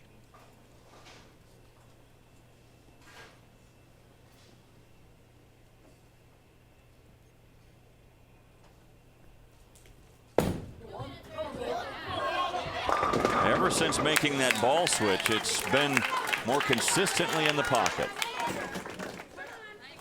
Well, a couple of 10 pins. As Coach Straub looks on her, he's thinking, all right, well, my team is they're hitting the pocket, they're keeping us alive, and pretty good looking shot here. Just a little soft once again, turning into the 1-3.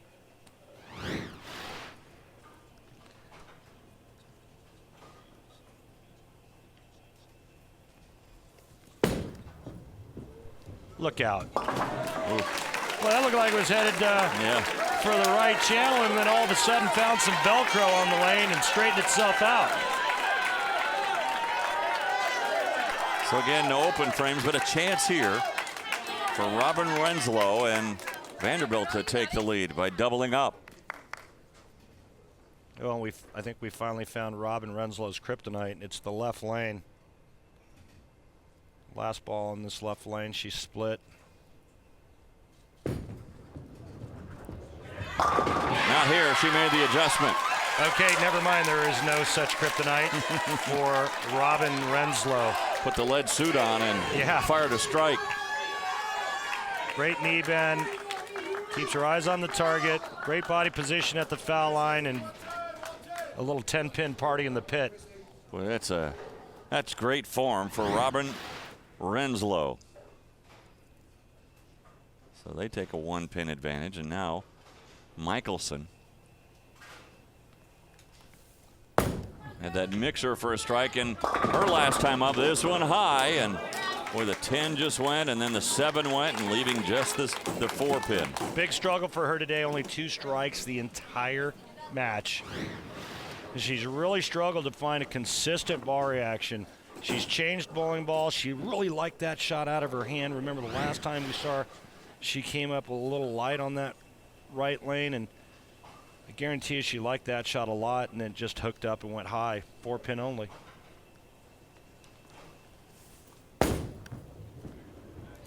So converts the spare in the 4th. But again, Vanderbilt with a 2-pin lead and a chance to really put the hammer down here with Jessica Ernest. Taking a deep breath, trying to compose herself. And how many times have we seen Jessica in this position throughout the championship?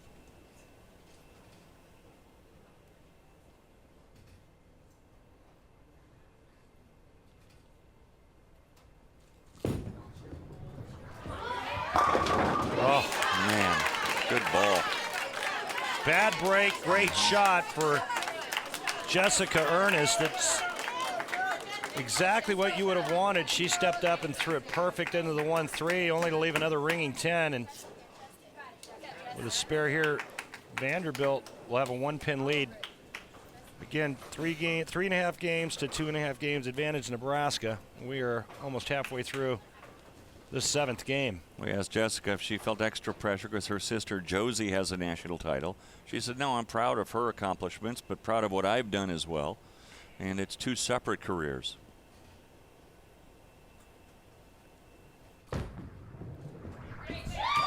Great 10-pin conversion on the spare.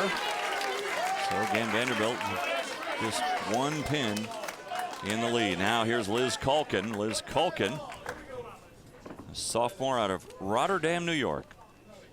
Criminal justice major with a 3.6 GPA. She started bowling at the age of 5.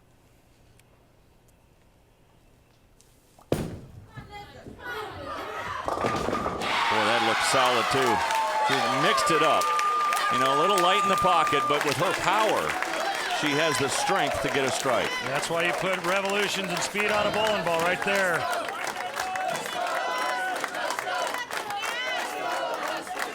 So Liz Culkin with another strike, and the emotion for Nebraska. Sniff their 4th national title. They're half a game away. And Vanderbilt, though, trying to stay in the conversation. And this game is up for grabs, looking for their 2nd national title and their 1st since 2007. So we go to the 6th frame, and Natalie Goodman is up.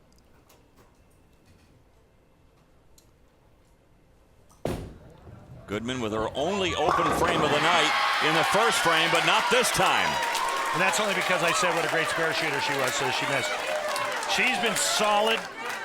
What a great job, and way to start off the last half of the 7th game, getting your team pumped up, throwing a strike. Now Elise Bolton coming off the strike from Liz Culkin in the 5th frame. Chance to put Nebraska back in front. It's one of the biggest shots of her collegiate career right here.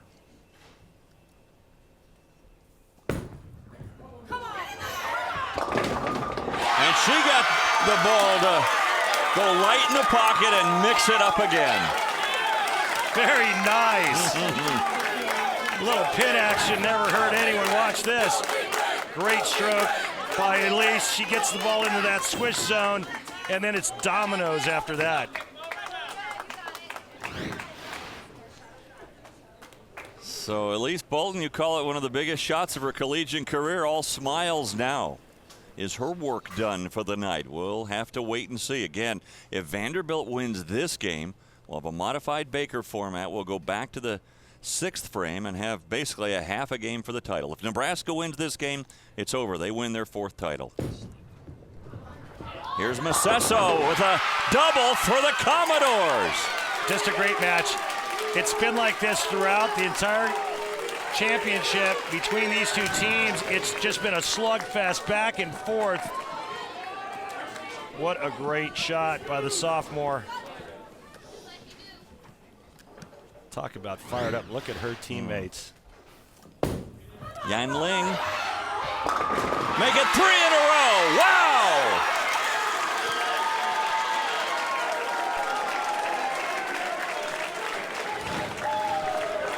Well, when Yan started to decrease the amount of loft, she started doing that.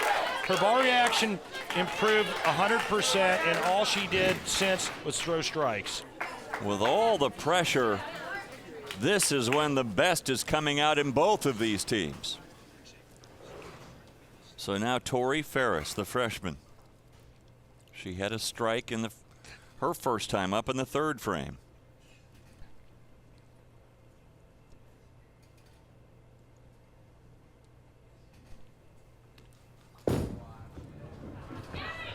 The crossover to get it. Oh. That was high flush Brooklyn in the 9-pin standing. When you're Nebraska, you don't want to see your opponent go Brooklyn and cash in.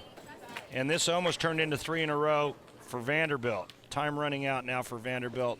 Cannot afford an open frame as Nebraska is starting to string the strikes.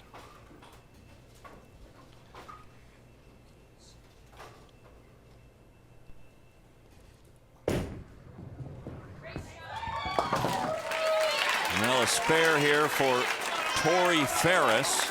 But again, Nebraska, one of your keys to victory. for the Huskers tonight was stringing strikes together, and they've done it at this crunch time for Bill Straub in Nebraska. They have 3 in a row, and they have Andrea Ruiz going here in the 7th frame. In the 8th frame, excuse me. Ruiz with a 9 spare, her first time up in this game.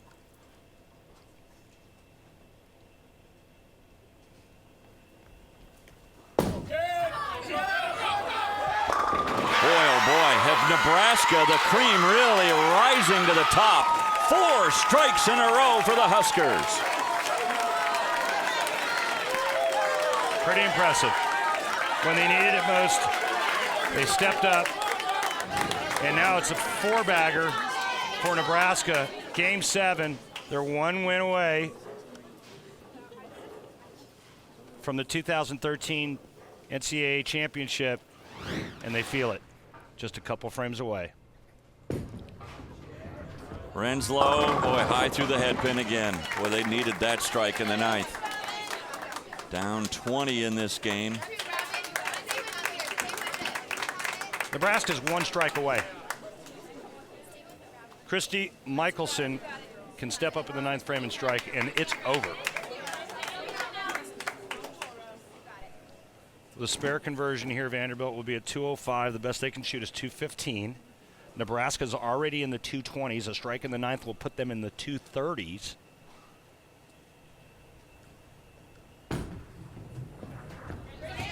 There's the spare. And Dave, this is going to come down to the Nebraska player who's thrown the least amount of strikes all day long for this team. Christy Michelson, only 2 strikes all night long. Michelson, a 3rd-team All-American. She averaged 225 in the qualifying, averaged 196 for the season. Working that rosin bag. She knows what the score is. She knows that she is 1 strike away from winning this championship for Nebraska. Been somewhat of a frustrating night for her. She can put all that away, all that aside, with 1 strike here as a senior. Step up in this moment, and Nebraska will be your national champions.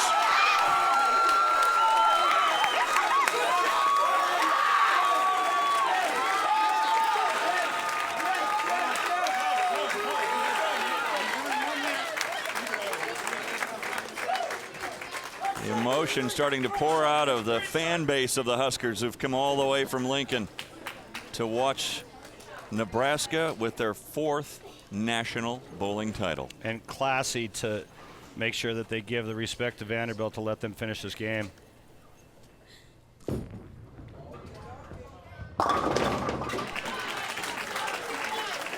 So for Vanderbilt, the number 7 seed, getting all the way to the championship, trying to win their 2nd NCAA title. It won't happen in Nebraska. They were the odds-on favorite coming in, the number 1 seed, the heavy favorite. And they did not disappoint, even though when times looked tough, it looked like there for a while the Commodores, they could have easily had a 3-0 lead right out of the gate. And that one game where it was a tie at 190 to 190, that seemed to swing the momentum in favor of Nebraska. Think about that one spinning 5-pin that Liz Culkin kicked late. Seemed to kind of jumpstart the team.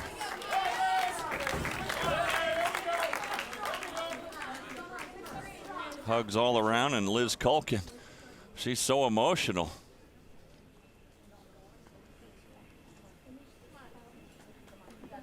He's trying to regain her composure. Vanderbilt's going to make a change here and let one of their reserves bowl this last shot in the 10th frame. It'll be Kim Carper, a senior from Fort Ripley, Minnesota. So let this senior go out in style. And you look at Kim, as I mentioned, from Fort Ripley, and started bowling at the age of 4.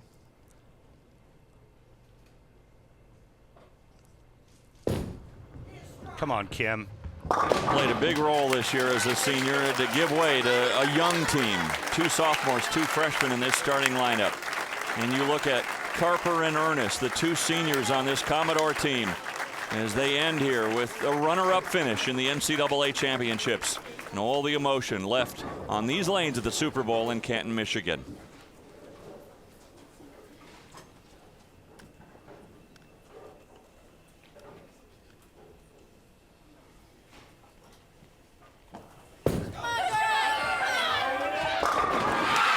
So Liz Calkin says, let's just go out in style.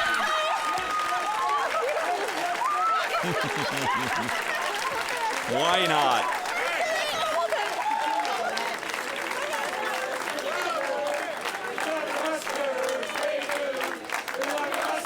Kind of what you expected.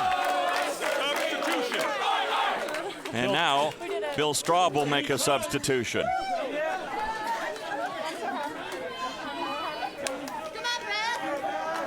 You look at John Williamson talking to his team saying, you have nothing to hang your head over. You were the number 7 seed. You got all the way to the championship, and you lost to the top seed. So nothing to hang your head over, and look at our bright future. We have 2 sophomores and 2 freshmen in our starting lineup. The future looks bright for Vanderbilt.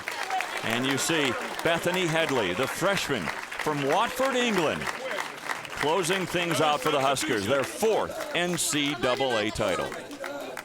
Another substitution. Bill Straub's going to get his entire team in here in the 10th frame, which is awesome. Vanderbilt fought Nebraska to 7 games. They have nothing to be ashamed about. Nebraska so strong, and they finally showed just how strong this last game. So this is Amanda Burrow, Lake of the Hills, Illinois, a junior lefty. Why not? Good for her. Good stuff. So congratulations to the Nebraska Cornhuskers. National title number 4. To the victor go the spoils. And the NCAA trophy is theirs yet again.